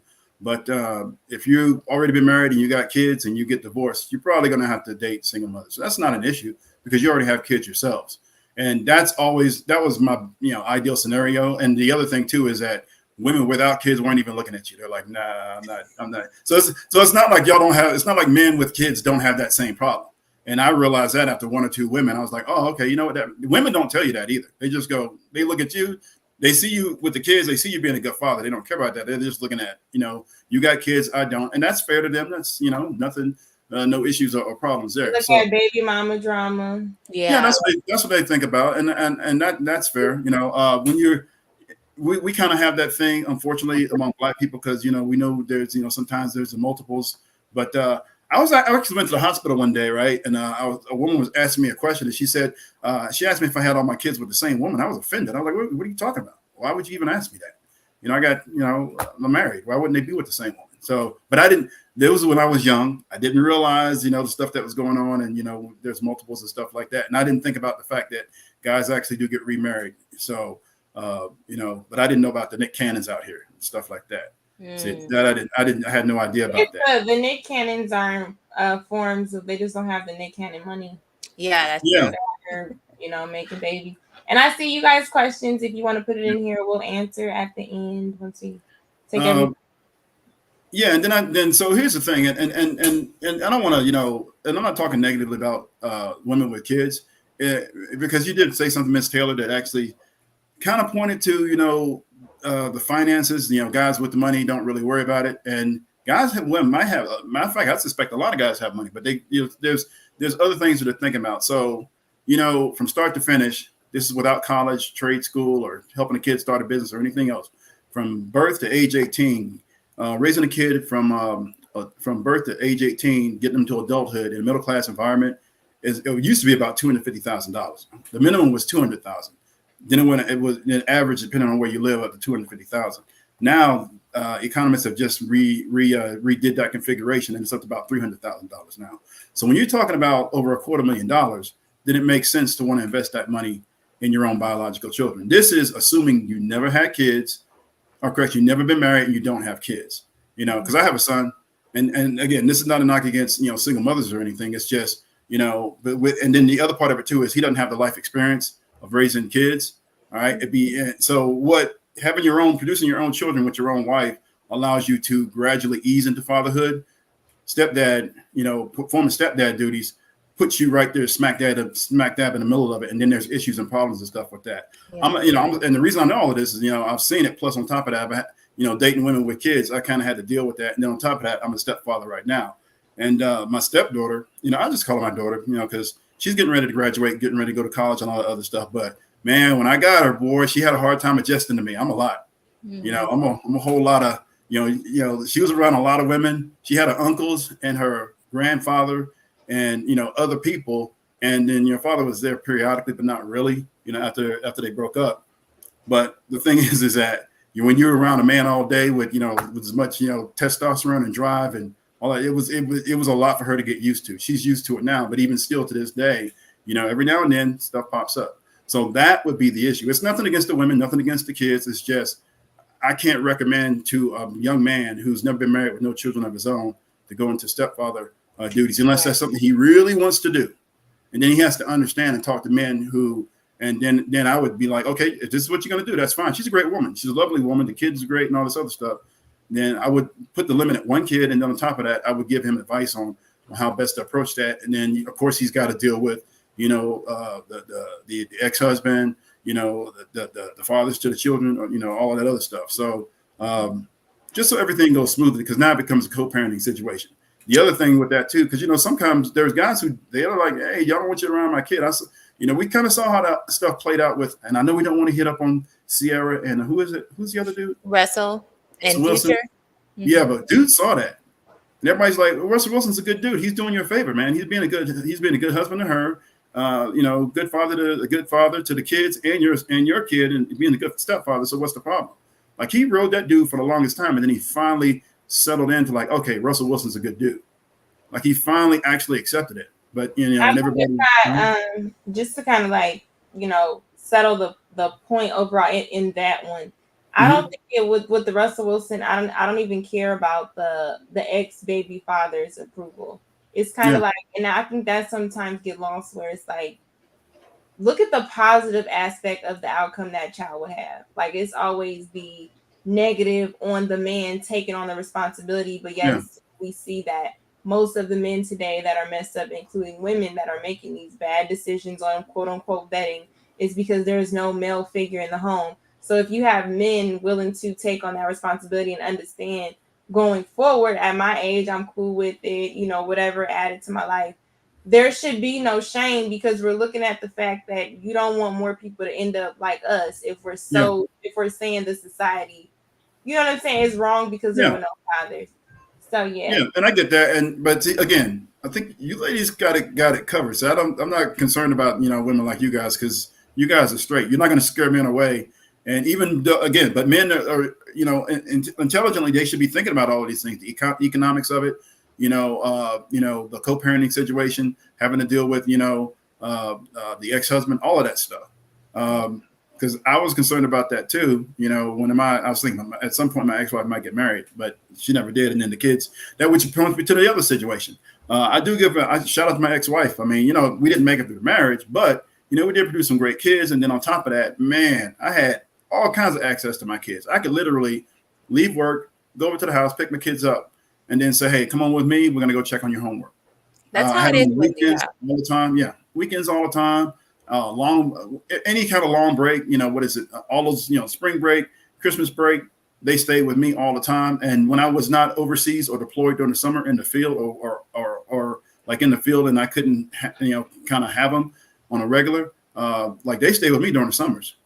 I especially like the summers because when I was literally, not deployed overseas and I was still had a chance to get them, I say, hey, pack up your stuff. Now they were like 20, 30 minutes, 25 minutes away. And they'd be complaining to me, oh, but you want to stay at the mountain. Like, no, you stay with me for the summer, like the whole summer. So, I would get them. And she was, happy to give them to me. And so I shout out to her for that. So that got kind of confusing when I heard that women were, kind of keeping, fathers from the kids. Uh-huh. I'm really laughing because you really just telling your whole life story up here. Yeah. Well, I mean, I kind of want to give, because I know there's some guys listening, so I want to just kind of give them some perspective. But YouTube, they're not going to appreciate it. Like, because this is the thing, like, they won't look at it like these are the things that I can listen to add value to my life. Like, sometimes in the message, it just gets lost, and then we sit up here and we share. That's why sometimes with me, I learn not to share too much. And just focus on it because I will get condemned just the little stuff that people know. You know what? Sometimes it's okay because when you reach the right people, that's when God blesses you. Your story may not be for everybody, and people are going to judge you regardless if you say something or not, just by them looking at your life. And to those people, F them. Like, who cares? You're going to judge me regardless. So I don't really care. I tell my story and I appreciate Kevin's story. There are men in this situation, though. And there's a lot of men in this situation. Now, here's the only thing I will say is that we have an imbalance. There's more women with kids versus men with kids. And that's why guys are having trouble linking up. That would probably be the issue. So that's where you get the guys who have never been married with no kids. And then you got the women with kids. And there's actually a few more women with kids than men. So that's probably the issue as it relates to, because, there's this, everybody kind of knows about the stereotype that black men have these kids all over the place. And that's just not true, because honestly, it would be easier if we did have that, because we could just say, look, you already got the kids, go, link up with that mother and take care of your kids, whether you're married to her or not. Yeah. We don't have that situation. So that's why we kind of have the difficult standpoint. So let me ask, just to on you, with your experience, what would you say, like, when you dated single mothers, like, because you dated women with kids, right? Yeah. I actually didn't get a woman without any kids. They were all, women with kids. And I was fine with that because I had kids. So I was like, I didn't see it as simping or all this other stuff. I'm like, why would I not expect a woman to accept me versus when I had the same situation? When she and I both had the same situation. Yeah. It would be unfair for the woman without the kids to be like, the only guys who can do that are the guys who are independently wealthy and rich, and celebrities, and they just got it like that. The rest of us have to work. I know women think that all of us men just walk out the door and there's women falling all over us, but no, we got to put in some work. But anyway, what was your question? No, that you pretty much answered it before I went to the next person. I kind of just wanted to pin it there. Yeah. Hey, good looking out, Miss Taylor, on because you're right, dads do miss that stuff. Because you know what? Again, we're a little bit tough. We're like, okay, hey, walk that off. We see the little boy fall, we're like, hey, pick it up, walk it off. And then we do kind of miss there were times when I, had my kids were a little bit young and then they got sick and I didn't see it right away. The mother caught it. And, now dads are cool and we're fun. The kids love us when they're toddlers. They don't like us when they get older, though. Because that's where dads start putting boots to asses. And so they still love us, but it's harder for them to, they're like, oh man, I'm like, no, you're 16. You don't know everything just yet. Listen to what it is I'm telling you and be straight. But, so that part where you brought that out, that co-parenting and you guys are working together, that's a beautiful, lovely thing. And that's so when you actually do get married, and guys see that, they're like, oh, okay, all right, that's cool. And then your ex-husband is cool with it, so it's all straight. You see what I'm saying? Yeah. So dudes aren't going to be scared away by that. So, but yeah, we're the fun parent. Look, you guys get the bulk of the work in the early years, and then we get the hard stuff later on. Well, we get the fun right up front, and we get the hard stuff. But you guys get the fun later on, but you get the hard stuff right up front. But mothers catch a lot of stuff that fathers miss. So good looking out on what it is you guys do. So we appreciate you for that. But thanks for bringing it up. I don't really have too much more to add unless you guys got another question for me. No, I'm gonna ask B Taylor a question, then I'll bring you up, Scam, and then I see you, H&M. All right, cool. Yeah, I'll kind of hang out in the background in case there's something else that pops up. But yeah, good topic, good stuff. And man, I want to see, if anybody wants, even if you got kids, I would like to see all of y'all get married. And the same thing with the men too, because that blended family stuff, as long as you're doing it right, it'll work out the way it's supposed to. Everybody just there's that initial adjustment period. It's about a year and a half, sometimes 2 years. But yeah, people go, you know what? Oh, this guy's a really good father. I kind of gave him a hard time at first, but you know what? He's straight. Oh, same thing with the stepmother. Like, oh, the stepmother, I thought she was going to be this wicked, evil person. You know what? She's a lovely lady, and she's looking out for me. She helped me do stuff that, whatever can't do. Anyway. Love you, but you got to know when the right. I got you. You got to know. All right. Okay. I like Kevin. He's nice. I do too, but I can listen to him talk all day. I know we don't have that, but now I'll be forgetting my question, and I'll be, love you. Because I was gonna ask you, because he did bring up something with dating, and I wanted to kind of put that in there. So, what would you say you look forward to in dating with your child? Like, what are the things that you look forward to, and what are the things that you're concerned with because you have a child that you feel like you have to fix before you get into a relationship? Like Kevin said, there needs to be peace in your home and stability and a routine for you to even invite a man into your home. Because if you are in an environment where there's chaos, like the woman with the 3 kids, and she's like on anxiety meds, and like she can't expect anybody to want to come into that situation. Like men always tout about is that they want peace. So even when you do have kids, like, are your kids ruly? Do they have respect? Do they know how to talk to adults? Do they know how to, communicate healthy where they're not, being disrespectful? That was something in the beginning with my oldest son. He was, a little mouthy, and I had to check that because I'm like, you know what? You're not going to disrespect. I don't care who it is. If it's mommy's friend or whatever, you're not going to be disrespectful. You need to get that together because that is a turn off for men. So, to go out and date, my children need to be in order.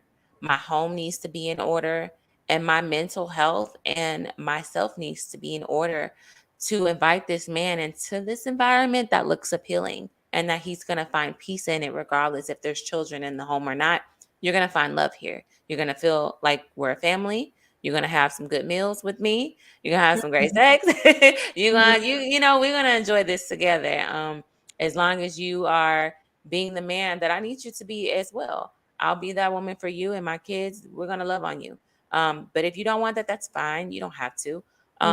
Me, on the other hand, I think it's getting out and dating would be just protecting myself, making sure I have boundaries, knowing when to see those red flags. At this point, I should be an expert in seeing red flags. I should see them before they even turn red, and cut people off. And, being content with being single, because if I'm not content being single, then I'm more inclined to make mistakes and overlook red flags because I just want somebody there. So I'm okay if I quote unquote die alone. I'd rather that than not have peace. I think peace is so important. I'll never feel like I would die alone. I have too much love and family around me. But even still, like, and I'm gonna come to you, Scam. Even still, why does that have to be the outcome? Because if we can accept a lot of shit, if we are in a society where we can accept that, like I was saying on TJ's channel, shout out to TJ earlier, that if we can accept that being a woman today is subjective in society, you better be thankful all you get is a child. Okay, with all this stuff going on, Okay, and to make it look to kids don't know if the parents are married or not, right? But I'm not gonna say I'm against it, but people have their separate beliefs. People do all that. I think the thing that I feel like we should attack though is the irresponsibility of our womb. We have to understand, like, as far as the love and all that type of stuff. Yeah, it sounds nice, but yeah, we don't really know what that look like. So that's because we shouldn't even be dating for that in the first place. Because that is like a this thing. That's a this thing. But one thing that should be consistent is the things that the foundational part. You know what I'm saying? As long as like we as women, sometimes we're dating on that roller coaster type of thing, where we're ignoring the foundational part. We're sitting up here saying, okay, yeah, those things will help him get it together because we on the roll. You know, like you just said, Six Flags, you on the roll. So now it's like when you start to date again, you realize, okay, I don't like the outcomes of this. So based on my mistake, like this girl should have been at, I'm not calling her kids a mistake, but the mistake is the fact that you landed yourself single, doing it by yourself, or more so, you're more of the primary parent. Let me just say it that way. You're more of the primary parent with primary responsibilities, all those things. So now that we're here, it should not be a situation where now I am now a example. It's not just about me. The mistake happened when you date again on the roller coaster. Like, why the fuck are you on the roller coaster with a kid? No, like you're not supposed to be on a roller coaster with a kid. But then it's like that's that learning part of you, that searching part of you while you're making kids, because you're searching through your body. And I think that's the part that I feel like we don't talk about. You know, it just gets dismissed when we want to catch the little girl's mindset prior to boys catching her, even in school, because like you said earlier, we're told don't date boys, just ignore them, all that type of stuff. Meanwhile, she got a hot pocket too. She getting peer pressure. She wants to have how do you expect her to get a prom date? You know, certain things she got to understand how to like boys and do all this. And yeah, it's a whole culture. What's up, Scan? Hey. Hey, can you hear me? We can hear you. Oh, okay, cool. Just a couple questions. I'll try to keep it quick and mild trolling, nothing heavy. Don't troll. Let's have a serious conversation. No, I'm clowning. Prior to y'all having kids and then after children, of course, dating is different. Let's be real. Have you ever been out there and you meet this dude? He's almost as good looking as me. He comes up and approaches, starts talking, exchanging numbers, got glow in the dark abs and everything, and you're thinking, oh man, I got me one. Then you tell him, yeah, I gotta go pick up my son, and then his face just drops. Just kids. Has that ever happened? And then how do y'all take it if it has happened? That hasn't happened to me. That hasn't happened to me either. Never. No, but I'm not gonna say that's not what happened in their stomach, possibly. You know, I'm not dismissing, because that is something that it's still something, even if a man is okay with considering, it's still something he has to consider. You know what I'm saying? So it just comes down to, does a person want to consider that? Is that a big deal to that person, or do they love kids? You know, so that I think that's the part that happens. It does slim it down depending on the dating pool you're in, I would say. What would you say? Do you find a lot of women that you find attractive that has kids? Who, me? Yeah. Most of them got kids. Mm-hmm. How can I say it? Of course, I'd rather have one that doesn't. I don't have any kids. But then it's the whole conversation. It's just less appealing. Like, am I motivated to get up and drive 30 minutes to see a woman who I know has kids? Not as much. And then it's the conversation with the kids, because I got to ask all these questions. Like, were you married? Why weren't you married? Why'd you have a kid when you weren't married? If you were married, did you fight for your marriage? How old is the kid? What do you think about parenthood? How come you haven't asked me? Or if we talked 4 or 5 times, how come you never brought up or asked me certain questions about the kid? Mm-hmm. How do you feel about education? How do you feel about discipline? Where's the father? How do you feel about your brother and your father? I would say that why don't you get to know the mother first to see if you even like her before you start bringing up her children, though, and being a stepfather and your role in that? Because maybe she doesn't, maybe she's just trying to build a connection with you first, and then once you guys even see if you guys are compatible, then let's get into the talk of if you even want to be a part of this life, Well, because most that's a of lot of it, pressure on a man, like, you know.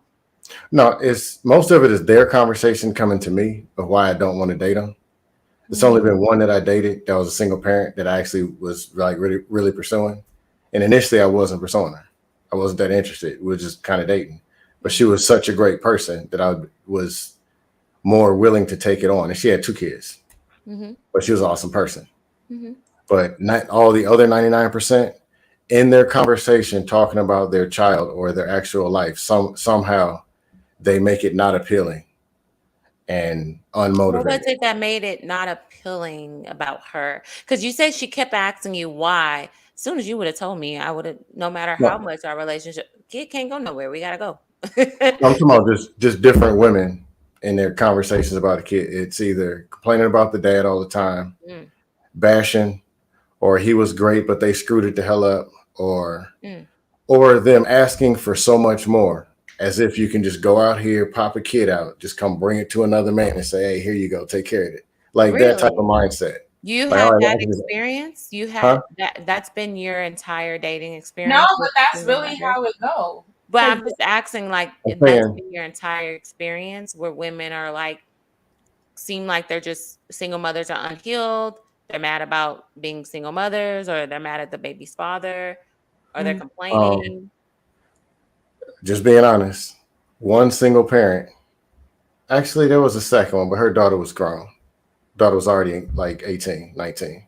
oh, But all the ones that had like children, there was something like direct that was like, I don't buy into this situation, not even close. And this is like a repeated thing over years. But it was just one superwoman, and I probably should have married that person. But I plead guilty. yeah, I think you just set a point because it's the responsibility on if you have the kid with you, it is more so about the well-being of the child, and that's a whole mindset in itself. Because even if you don't want to get attached to the child and then she start acting crazy and you develop a bond where you care, but then it's still up to her when she wants to then break this particular family up now. You know what I'm saying? Then the traumatic experience that could have on the child to feel like their mother took yet again a father figure.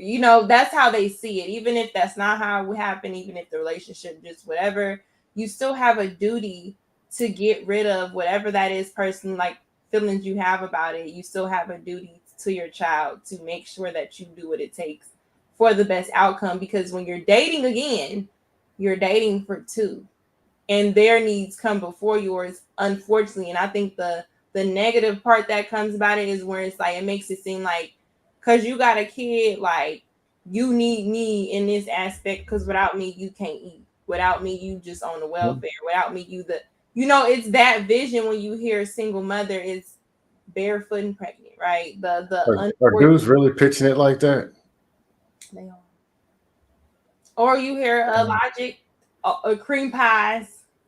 Oatmeal pies. Oh, that's what it is. Yeah. Sorry. Oatmeal pies. I said cream pies. Wow. Oatmeal pies. It's just a negative view on it. And but if we look at society, like y'all love baby mamas. As soon as I came in this space, I was like, you different. How am I different? I got a kid. It come with me. Yeah. She come with me. Well, there's how can I say it? Let's be real. Um, I hate how it's having to do this. Most of the women are fat just to start, and people don't want that. Then most of the women are mean. Then most of them are masculine. So then there's what's left that's actually dateable and appealing to the eye. And it's cute women, and most of them have kids, especially men who only want to date black women. What's the Um, age range would you say, Scam? Because you said for most me, kids. What age range are you looking at? Because I think that matters too. What do you say? well, I'm Like 42, so younger, preferably younger than me. But I'm not like robotic like the other dude. She has to be 5'7", 126.3 pounds. I'm not a robot. Whatever she can do to make it appealing, and what you lack in one area can be covered up in another, as long as it works. I prefer a woman younger than me. I prefer a woman without kids. Fitness, I don't negotiate. Maybe when I get, I got about 5 more years, then I'm gonna be ugly. But right now, I'm still good looking, so I can't negotiate with the fitness thing. Just though, can I ask Huh? you a question? So Mm-hmm. for like a woman like me, because Mm-hmm. I have two. Mm-hmm. So what would be if women that's like me, what would be our best chance if we get in the gym, get in shape, you know, be a good woman, know when to be submissive and soft or whatever, and we don't bring drama, we don't bring chaos. And so I am 30. um, You shouldn't have problems so if because I want to date a man I think that if like, you know, me going back on the market, I wouldn't date a guy around my age. I would date like 40, you know. I would date a man like much older at this do you point. go to the gym? I'm pretty small just because genetically, but I don't work out as much as I probably should, but I need Like to. once a week. Yeah, like at home workouts and stuff like that. But I do want to hit the gym Those harder count to. because he right. They're not even doing that. No, I'm saying, if you want to find a man, they're in the gym, and there's no women in there. If you want a black man, go in there. There's no black women in there. There's no black men in there either. I be in there. I don't see them. Every place I lived, there was men and no women, like 5 to 1. If you're talking about black, Like older. Where would be a place like all older? ages, Huh? all ages. Black women aren't in the gym; they're at the buffet. Free men. If you go No, to the gym, talk to a few of them. Hey, can you help me with this? Can you help me lift this? we're at You'll be happy married. hour, by the You'll way. be We're married at in a year. brunches, by the way. We're not at the buffet. We're enjoying our life. I'm just saying that's where they are. 5 to 7 p.m. You can see them with a shirt and tie, look in their car when they're getting out. You can see if you got a job or not. This car will tell you everything. Look on the inside.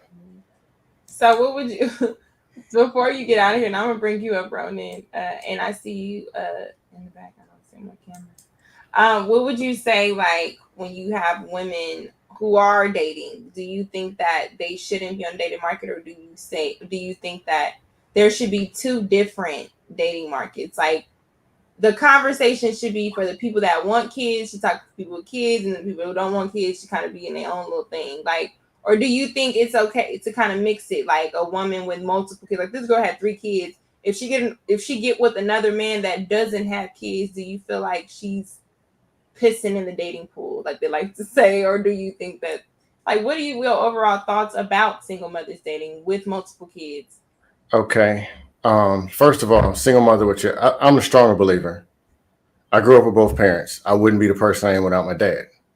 Like straight up, straight up, straight up. A lot of my cousins, big family, wouldn't be who they are. It's almost like you can look at the ones who had a father and ones who didn't, and it's a total like black and white. So it's a need for the children.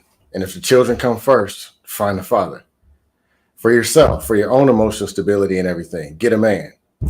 You might just can't get, the best, but get the best man that you can get.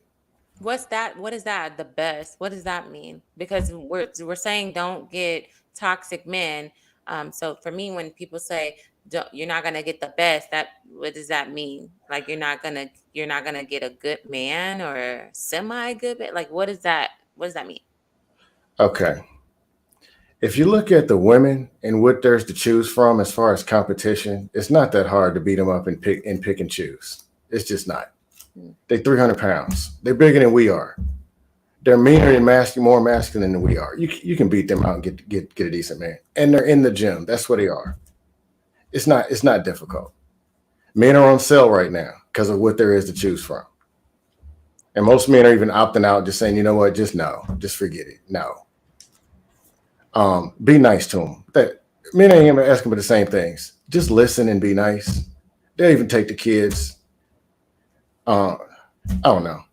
But the other thing about different date market, that depends on the person. If you date a man with no kids, there's a learning curve. Right. There's a whole full conversation that need to be had I because they think at can't this just point I walk in wouldn't and be want to sitting date a there. man with no kids just because I have two, and I don't think that's fair.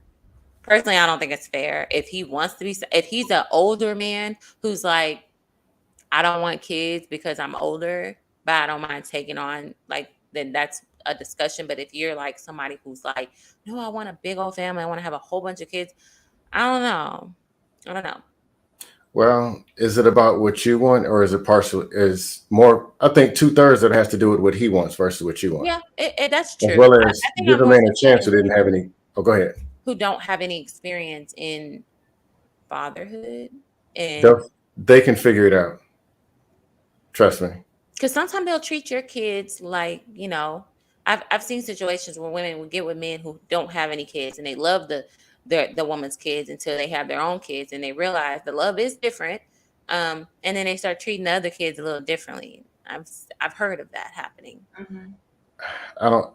If it's a decent dude, he's gonna do decent stuff. If he's a ragtag, he's gonna do ragtag stuff. Yeah. But the person who has kids, say there's a man over there who had a 5-year-old. One day he didn't have kids. Now he has 5 year experience because he has kids, which means one day he used to be the guy with no kids. Yeah, that's true. So the other guy with no kids is a guy with no experience, but he'll figure it out. Okay. Children, you're talking about survival. Men are built to do whatever to adapt to survive. That's who they are. Mm-hmm. And they think in survival mode. They're not going to leave.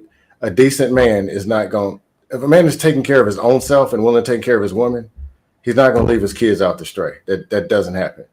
That's a good point. But I know y'all crunch for time. That's all I got. The men are in the gym. Please get these women in there. Oh, Like, we asked them and they said no. Lifetime Fitness 24 was Just throw them in just a gym. Just tell them stand outside and walk in circles. Something. This is out of control. The gym it is. But good night, y'all. Good night. So I wanted to ask you, what's your age range? Because you said older. What's older? I've always liked older men, even though I'm against older men dating like very young women. Because when I was 21, I dated a 37-year-old. So, and I'm very against that, just because of what I experienced and what I had to go through. Mm-hmm. I would say for me now at 30, you had to be 35 and up. And that's the youngest I'll go at this point, 35. Preferably, I would rather be 37 and like maybe like 30, 37 to 42. I don't know. I don't really know. You got to look young, though. I don't want you to look like grandpa. I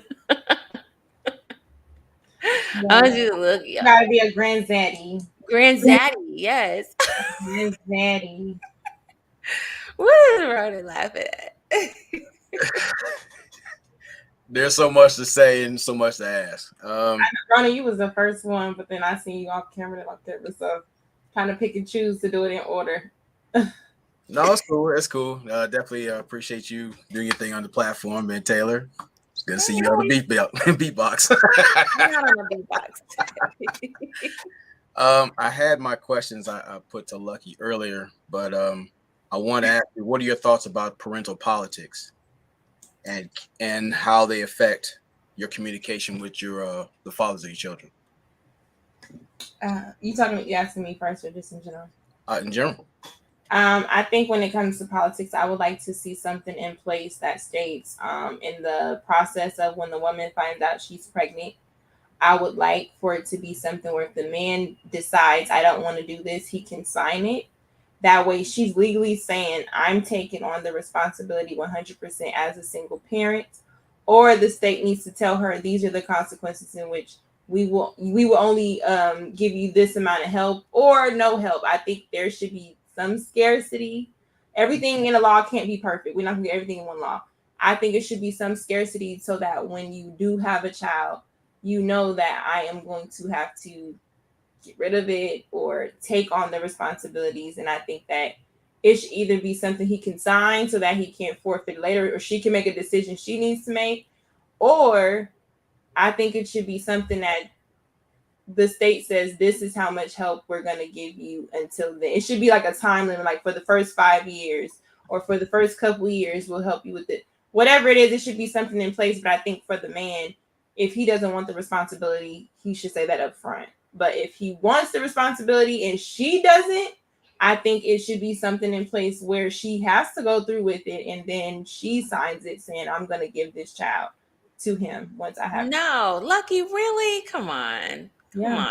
It's a You're cold world literally out there. saying a woman literally risked her life to bring a child forth, and to force her to bring it forth and give it to the man, not It's know, not forcing it.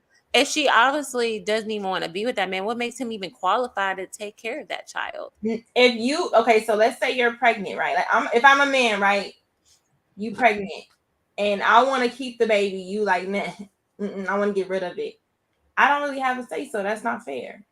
So you should be able to say, okay, deal. I don't want the responsibility, but I will carry the child and give you the responsibility. Well, men need to protect their seed before that happens. Don't give your seed to a woman that's not going to take care of it. But just like men, we say with women, we say they switch up. Can't women switch up? So there has to No, be. like marry her. If you made that woman your wife, it wouldn't be so easily to switch She up. can still not want the baby in marriage. I don't know how many times does that really happen? Far too often and undocumented. But I say in my personal experience, there was a situation where the child or children, they were twins. They were supposed to be born, but she chose to terminate them, because she was committed to thought life. That was the situation. Is that your perspective? Because No, I'm not my pretty sure if we perspective, my ask her, experience and that of others. And the other part is when I said when it comes to the parental politics, we're talking about communication. Well, like if you guys are having beef with each other, children pick up on things early. They know which parent to play on each other to get the advantage. And we've seen that happen before. So that's why I asked that question. I think that's a good question. So B Taylor, because then if you have a son, right, and he wants the kid, like what? She don't want the baby, so he has to endure that trauma. That what I really wanted this baby. He could have loved her. You know what I'm saying? Maybe they didn't get around to marriage because we know people not waiting to have sex until married. People get pregnant. Unless we saying don't have sex at all until married, I'm cool with that message. That eliminates a lot of problems, but not all problems, because even in marriage, we know that's treated like a boyfriend girlfriend situation as well. So you can be married and he might still opt out. Look, I don't want the baby. I told you I don't want the baby. Regardless if you're married, it can be the same situation. What is it on a mother like? If she doesn't want the kid, but he wants the kid, what do you do in that situation?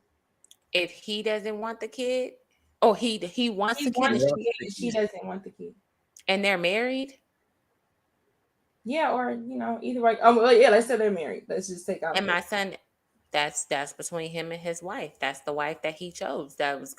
It's a reason why she's like, don't want to have kids. Is this a discussion like that? Me as a mother, that's none of my business. That when he gets married, that's his wife that he chose to lay with and have sex with. And they both have it may hurt, but if that's what she wants to go through with her body, then she has that right to do so.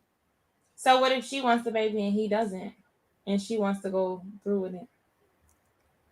If they're married, then that's a coven. It's a double standard. It's not. I don't even think it's a double standard. It's like that's her body. That's her choice. You are still the father, and y'all are married. Well, Taylor, I was propositioned at least 6 years ago by somebody I knew. We were cool. She said, "You look like a great candidate to be a father, but it's that time I'm getting of age. So how about, we hook up, you sign your rights away to your firstborn and just show up every 6 months to a year to let the child know where she came from." That's what happens when women hit the wall and they make irrational decisions like that. That's insane. Now, granted, I ignored her offer. I didn't call her back again, but still, those things do happen. So I think the man. It's time for us in society where the man needs to get some say so in where his seat. I understand he had say so before he shot up the club.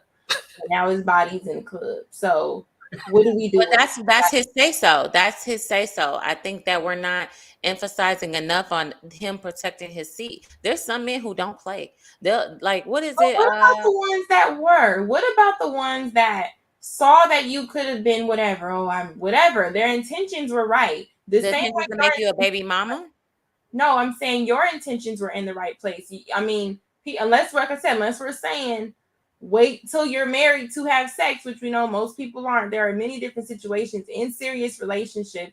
Could have been together for 6 months. Y'all planned on getting married. Maybe y'all are engaged. Now you're pregnant, and it's a situation y'all just not married yet. You know what I'm saying? Like, let's talk about real people. Right.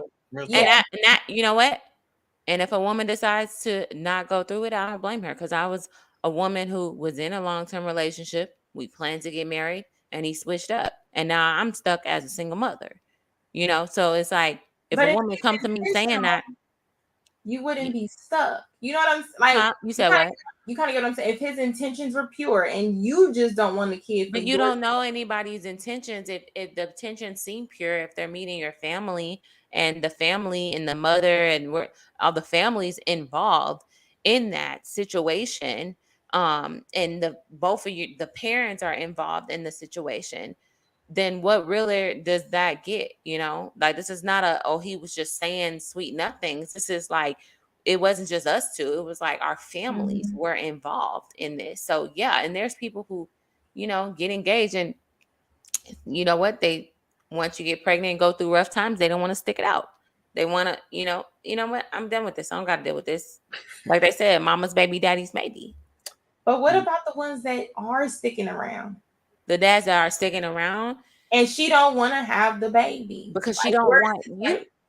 And that's her right. I don't think women should be women go through so much turmoil and postpartum depression, risking her life to bring in a man's baby that she don't want and she don't even like, and she don't even see him as a husband. She's sleeping with him, receiving the same. But that's today's society. If we want to be honest, people are sleeping with many people they don't want to have kids with. And if you have a oops baby, you like, I would never with this man, then she's going to go and do what she needs to do that's best for her. Do I advocate for abortion? No, because a lot of men don't understand, like, abortion is not an easy thing. It's not something you just go get done. And that's just, I have friends, and it's like your body is not the same after that for like months or even a year. So it takes a long time for your body to even get regulated after something like that. People don't talk about the emotional trauma that it causes, not only physical. This is not like a little period where you just bleed for a little bit. It's like a war zone. It's a war zone, apparently. And, and I don't know how long it lasts for. It can last for like months to a year. A lot of people lose their lives. A lot of people lose their lives doing that too. So it's just like, that's not an that's why they have these rights against it. I'm sorry, Rona, you did have it. Go ahead. Well, it's two things. Number one, I almost got caught twice because two saboteurs. One put holes in my condom, and I snuck in. I turned the light. She turned the light out. I made a switch, and she was pissed off her plan didn't work. The second one, that was a hookup situation, but we broke up after that. In a long-term relationship, one decided she wanted to have baby rabies, and I told her, look, you're not in a situation to have children, like financially, mentally, and all that stuff. And she tried to sneak that by again. So I had to cut her loose after that. So, and then the other part is, while, pregnancy does wreak havoc on your body, some women have babies like they have acne. They treat their kids like human unemployment. Yeah, they treat their children like human unemployment vouchers. Because again, I had an ex-girlfriend who we were hooking up, and then she knew we were messing around. So she was expecting me and her to hook up, leave the house. She had another baby and stay on the county for another few more years. See, this is why I kind of just want to focus a little. This is a really good conversation. Sorry, y'all. Just chill work with me in the back. Because I kind of really want to shed light on the men that are there. Mm-hmm. You know what I'm saying? Because we get a bad rep when we become on the market based on the women that put the men that want to be there through hell. You know what I'm saying? So then when you hear these conversations, it's like, that is what we should have more of a voice in looking at it politically on where they're right, especially if we saying my body, my choice. Like, should there be something that says my sperm, my choice? So if I'm out of there, Yeah, protect it. Don't. so would the message be men need to stop sleeping with women until they have the certain conversations? Don't sleep with women until we realize what her viewpoints on the political standpoint when it comes to pregnancy. I mean, I'm with that. Like, hey, I need to know your viewpoints on this. If I shoot up your club when we feeling each other, when we on this roller coaster, what's your thoughts on this? You know what I'm saying? Because if I'm really on this roller coaster and I'm loving you, now you pregnant and you getting scared and you want to switch up on me, and I really want my baby, you know, at least, because I may not believe in termination. Now we kind of like, what conversation should be had to prevent that? And the thing is, like, the conversations are needed because sometimes a deterrent is how they respond to mutual sexual STD testing. You'd be surprised with the responses on that. Then you start seeing, okay, you're interacting with this woman, you know she has children. You see how she treats or mistreats her children. Mm-hmm. Or if she doesn't have children, where her hygiene is in question, how her home environment is in disarray. It's still the vetting process that's needed. That's why I said I had how far in depth are we having these conversations, like really with each other before we even lay up or do what we do, even if it's for the night or even for a year or so. I think it should be. I think we need to normalize the questions that we say you don't ask initially. Ask them damn questions, because if we talking about if he talking about getting in your guts, girl, that's a serious conversation. If you could get in here where this is a place where bodies and human life is created, let's be more direct. If we sitting up here, forget the roller coaster. No, this ain't no game. This ain't Disneyland over here. What do you want over here for? You want my time. You want my body. You want submission. All those things. He should be able to create that environment where you don't even question when you have his baby that, oh, is he going to be around? It should never be uncertainty if the environment was created. But at the same time, there should be a conversation had on the women who can't recognize the man that is creating that environment. Because you just want to be difficult and you just want to be selfish and it got to be me. Well, I know I talked about having babies one day. Okay, but now I don't. But yeah, I understand he said he didn't want kids and I was supposed to protect myself. But now we're pregnant, so you should. Yeah, I don't understand that. I don't understand. If you're sleeping with a man and he literally tells you he does not want you, he don't want to be with you, don't have nothing to do with you, you ain't gotta tell me twice. Bye. Or it's some women who are like, you know what, I'm gonna do it alone. I'm okay.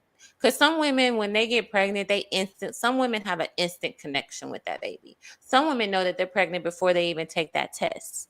They just have that connection. And that connection is more powerful than the situation. And she's like, I can't cut this connection off. I can't not do that, because there's women who went through with it and they're all messed up in the head. They may be messed up in the head for a very long. I met a woman. She told me that she ended up getting an abortion and she was like 50 something at the time she had this conversation with me. She said she got an abortion when she didn't really want to. And she felt like God punished her because she wasn't able to have kids after that. She said for some reason, I guess when she got it done, they messed up her uterus or something. And so she was never able to have kids. And she just lives with regret from, at 50 years old, she was still hoping she had a kid. So some women do have that instant connection and it's hard. It's a spiritual connection. I think that, some women, when they do have a baby, they're spiritually connected with that child. And some women don't feel that connection. Some of them don't feel nothing, so I think it just depends. And to say, before I get out of here, I just want to ask my last question. What is it going to take for us to mutually address not just mental health issues amongst ourselves, whatever hookup situation we have, but infertility issues? There's a lot of that. That's one y'all. You said, when are we going to address the mental health of infertility issues? Mutual mental health, if we're even dealing with each other on any level, and infertility issues, if they if we're aware of them? I think the infertility issues come from what we eat. Personally, most of our issues that are expressed in our body come from the food that we eat. So I think diet has a lot to do with it. When it comes, what do you consume to feed your body? If you're feeding it trash, you're gonna get trash results.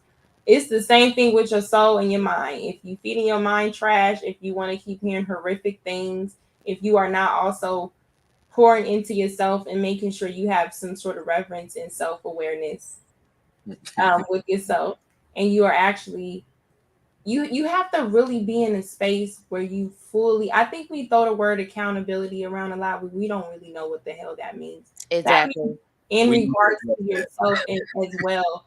Like I could really tell y'all a lot of the stuff that I've been through, right? I've had counseling here and there, but my ability to still exude love and still be positive, even when people, whatever comes my way, is the fact that I am so sure with myself and the things that I've accepted to move forward. So these little things we talked about, stones, they don't really feel like stones. You can't really throw stones at me once I've started to take the step forward. And that includes your mental health. So most of the time, like in this video, it's easy to feel sorry about a situation. You still gotta go in the house with them fucking kids. Yeah. But you know what else is easier? If I put these kids on a goddamn regimen and don't nothing move, you better not say a word. You know, you start to get that and you realize kids will try you a lot of the time. So now if you doing it on your own, just like you say you could do it on your own, maybe you spoke too fast, now you doing it and you upset with the choice that you had to sit with. So now you talking about my mental health, my this. You chose to go through something that's gonna affect your mental health, especially you just did some alienistic type shit. You just pushed out a human. What the fuck? You know what I'm saying? And now you going through with the body going through changes. You gotta regain stuff back. You find out, let's be real, we find out one breast bigger than the other. It's a lot going on. He said one breast bigger than the other. Photo. I'm saying, you don't look as good to yourself. You try to figure out what's going on. Clothes don't. You go through a lot, and then so that's already against you. But the one thing that's consistent is your foundation and the things that you go back to with your spirit. And I think sometimes we be trying to take on task of a battle that's not really ours. Like we are so much deeper than that. Like if we're talking here, we can't see the connections being made, right? So, but we're so quick to get in bed with other people without having certain conversations to see this is another connection. That's messing up the mental health. And then if you have a baby by this particular person who ain't checked in there, you fucked up. Like y'all just, you think this kid got a chance? And we sitting up here saying, oh, I don't want the kid. Look, sis, if you don't want the kid, get out of there. Get out of there. Some men handle it nowadays. They handle it themselves. Give it to them. Hey, if you can't do it, give them the baby. Don't put them through hell. Put yourself on child support, because let's be real. Like I understand. I used to feel certain ways about people getting rid of their kids, but then when you look at the way kids are, what we're teaching kids, this is not an environment. Deal with your sins when they happen. If it's a raising, don't put yourself in a situation where now you're fighting with kids. You can't do it. You're struggling. You're going through all of this because your kid going through it with you. So that's just my set. When we talk about mental health, we put a lot of shit on ourselves and we cry mental health later. You ask for it. Sit in that shit. Before I head out of here, it's like definitely, I agree. We need to have a conversation on these levels of accountability, because people just throw that word out there, just blanket. And there are men and women in the gym. You still have to vet them out. But we have to step outside of our comfort zone. That gym is usually a place of therapy. It's a use of recovery. And a woman I know just met recently, she just had her baby. And she was spending her whole pregnancy in the gym working out. And she was able to recover. She started to recover faster than anything. So it's a multifaceted place. But we have to step outside of our comfort zone rather than the regular hole in the wall or whatnot. But we have to see what we want to see out of people and accept the reality of what they are and go from there. Yes. Thank you. That was a good conversation, Ronan. I hope not be a stranger. See you later. That was a good one, because when he said that was a good conversation. Hey, we got one more person. Okay. You ready? Oh, you scaring me. Okay, let's do it like this. up, Hustler? You muted. All right, how y'all doing? We are good. What do you want to ask, comment on? Oh yes. Now I sat there and listened to B. Taylor tell her two stories about, how one, her son had COVID-19. Her father brushed it off, but he didn't think it was anything serious. And the other story about the bullying situation. Well, this is why I say it's important to have, both the mother and the father in the family, because maybe the mother sees something that the father didn't. Maybe the father can do something that the mother can. So when I hear all these stories about women that want to shun, the father out of the situation, like if you can't be with me, then you can't be with your son. That's bullshit. Both parents are needed in the freaking household. So your stories pretty much prove that point. Because I'm sick of hearing all this stuff about they want to take on the burden by themselves. No, you can't do this shit by your damn self. Nuh-uh. You're gonna need a man that's going to step up and be a father. If he is a good father, if he's a deadbeat, okay, that's a different story. And this is Are why you talking about co-parenting? yes, co-parenting. Yeah, for I sure. personally know some women who are single mothers. I know women who are single mothers. So I tell them, are y'all co-parenting? And they say, some of them say yes, others say no. But the ones that are co-parenting, yes, I'm all for that 100%, because the child was the son or the daughter. They're going to need in their life. If it's a son, he's going to need some of that masculine energy that the father can provide. That is, if he can provide that. So if he's a good father, do not shy him out of your life, because he's going to need that. That's all I'm saying.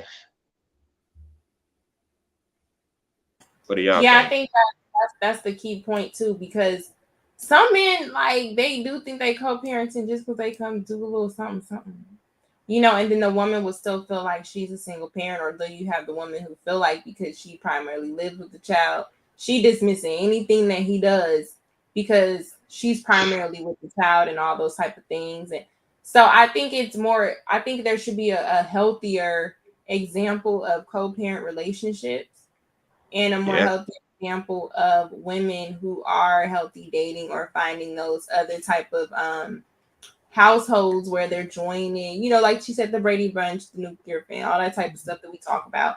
It's more finding a better demonstration, because I don't know. I think it's so we get the ghetto type of stuff, but I think we have to take delusion out of what we are starting to see family as kids just being made out of mistakes and flings and situations that should not have a whole life coming out of, and then we trying to figure it out as we go.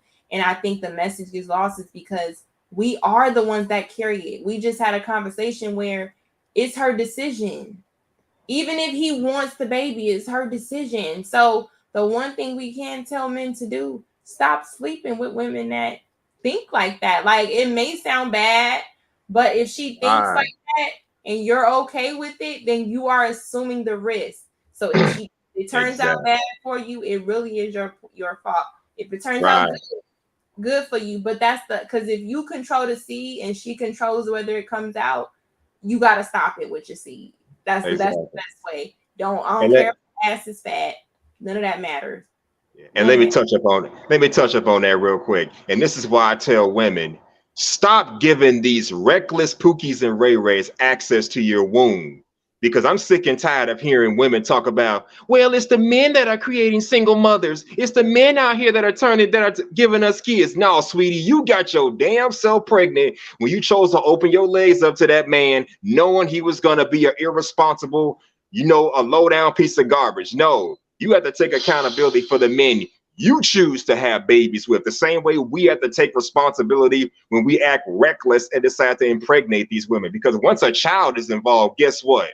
The accountability is on both the man and the woman. It's your fault because you opened your legs up to that man and gave him and decided to have his baby. But at the same time, it's his fault because he was too irresponsible and too foolish to wrap it up. I mean, seriously, what part of wrap it up didn't you understand during them sex education classes? Really? Come on. The accountability goes both ways, either way it goes. But it's the women who control access to sex. So yeah, the accountability should be on them. That's all I'm saying. I appreciate it. Thank you, Hustler. I know you was gonna stamp it. All right, I'll catch you That's later. what I do. Thanks for having me. Bye-bye. Girl, what you think? You want to add to it? You want to stamp your final thoughts overall?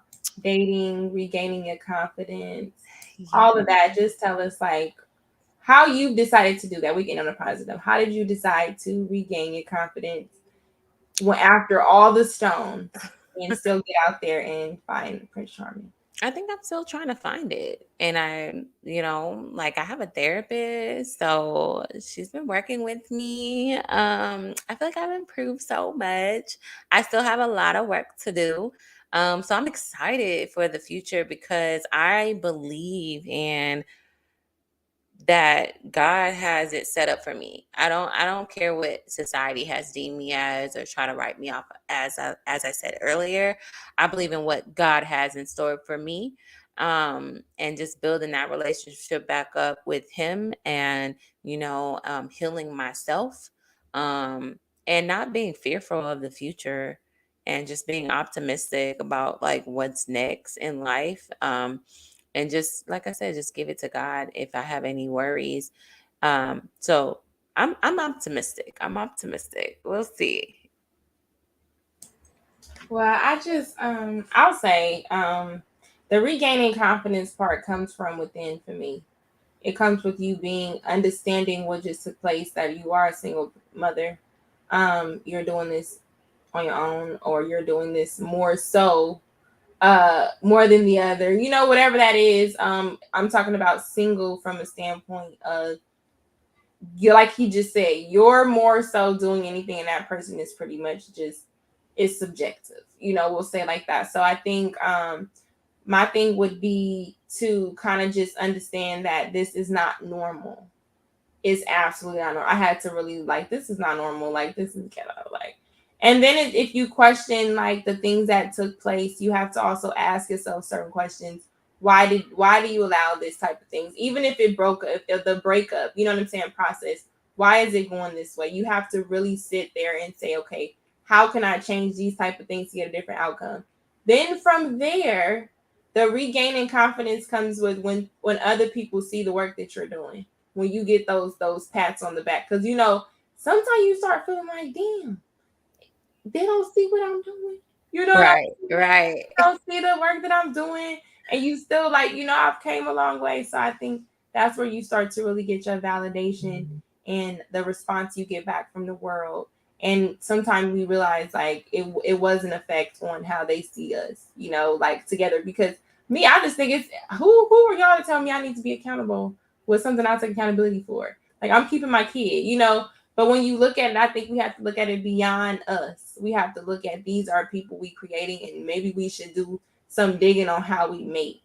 Maybe we should stop saying that asking about your credit score and if you want to get married on the first date is something you shouldn't do, but him trying to get in my panties the first day is something he should do because Right. he spent $200 on some funky ass steak. Girl, bye.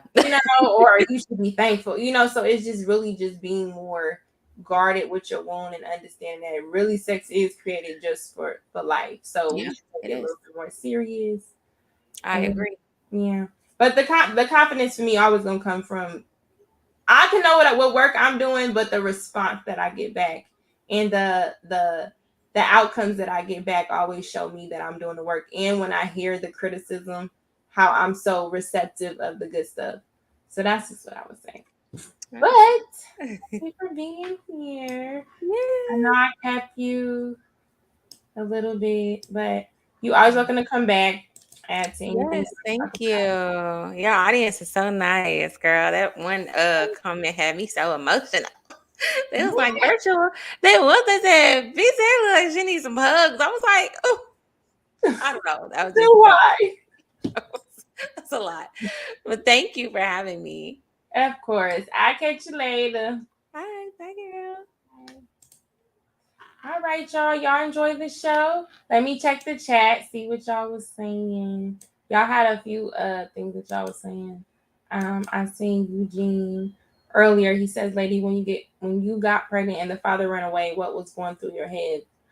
He didn't really run. I mean, but I was saying, and going through your heads is, bitch, you ready to do this? You ready, bitch?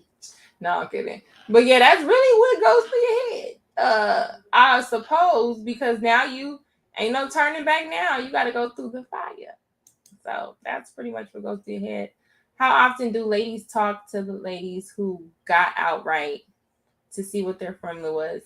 What do you mean got outright? What you mean? What you mean by that? I don't know. I love you too, Miss Parker. Shout out to Sherelle who was here. Thank you, Isaiah. It says, Lucky, what's your dating age range? I am off the market. Okay. So, but it was 30. I would say 35, so I felt her. But no, I was more so like closer to 40 and up.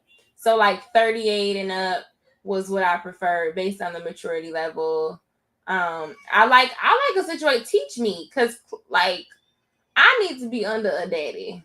I need a daddy. So he got to be daddy age and willing to do all that other stuff. He has to be very sure of himself. So I would say 40, the 40 and up range for me. Lucky more. Also, who got outright. Is that what you meant by it? I don't know if that's what you meant. Thank you, B. Taylor, for stopping by for this great conversation. I hope y'all realize and got some insight about what it is being a single mother, dating on the market, the mindset we go through, all those things.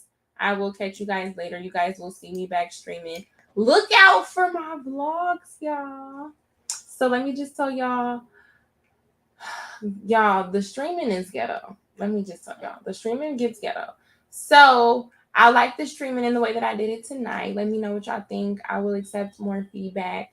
I'm going to keep my streaming, my Saturday shows and my chill vibes still going to go. We're going to do more in person, so you're going to see better content with that.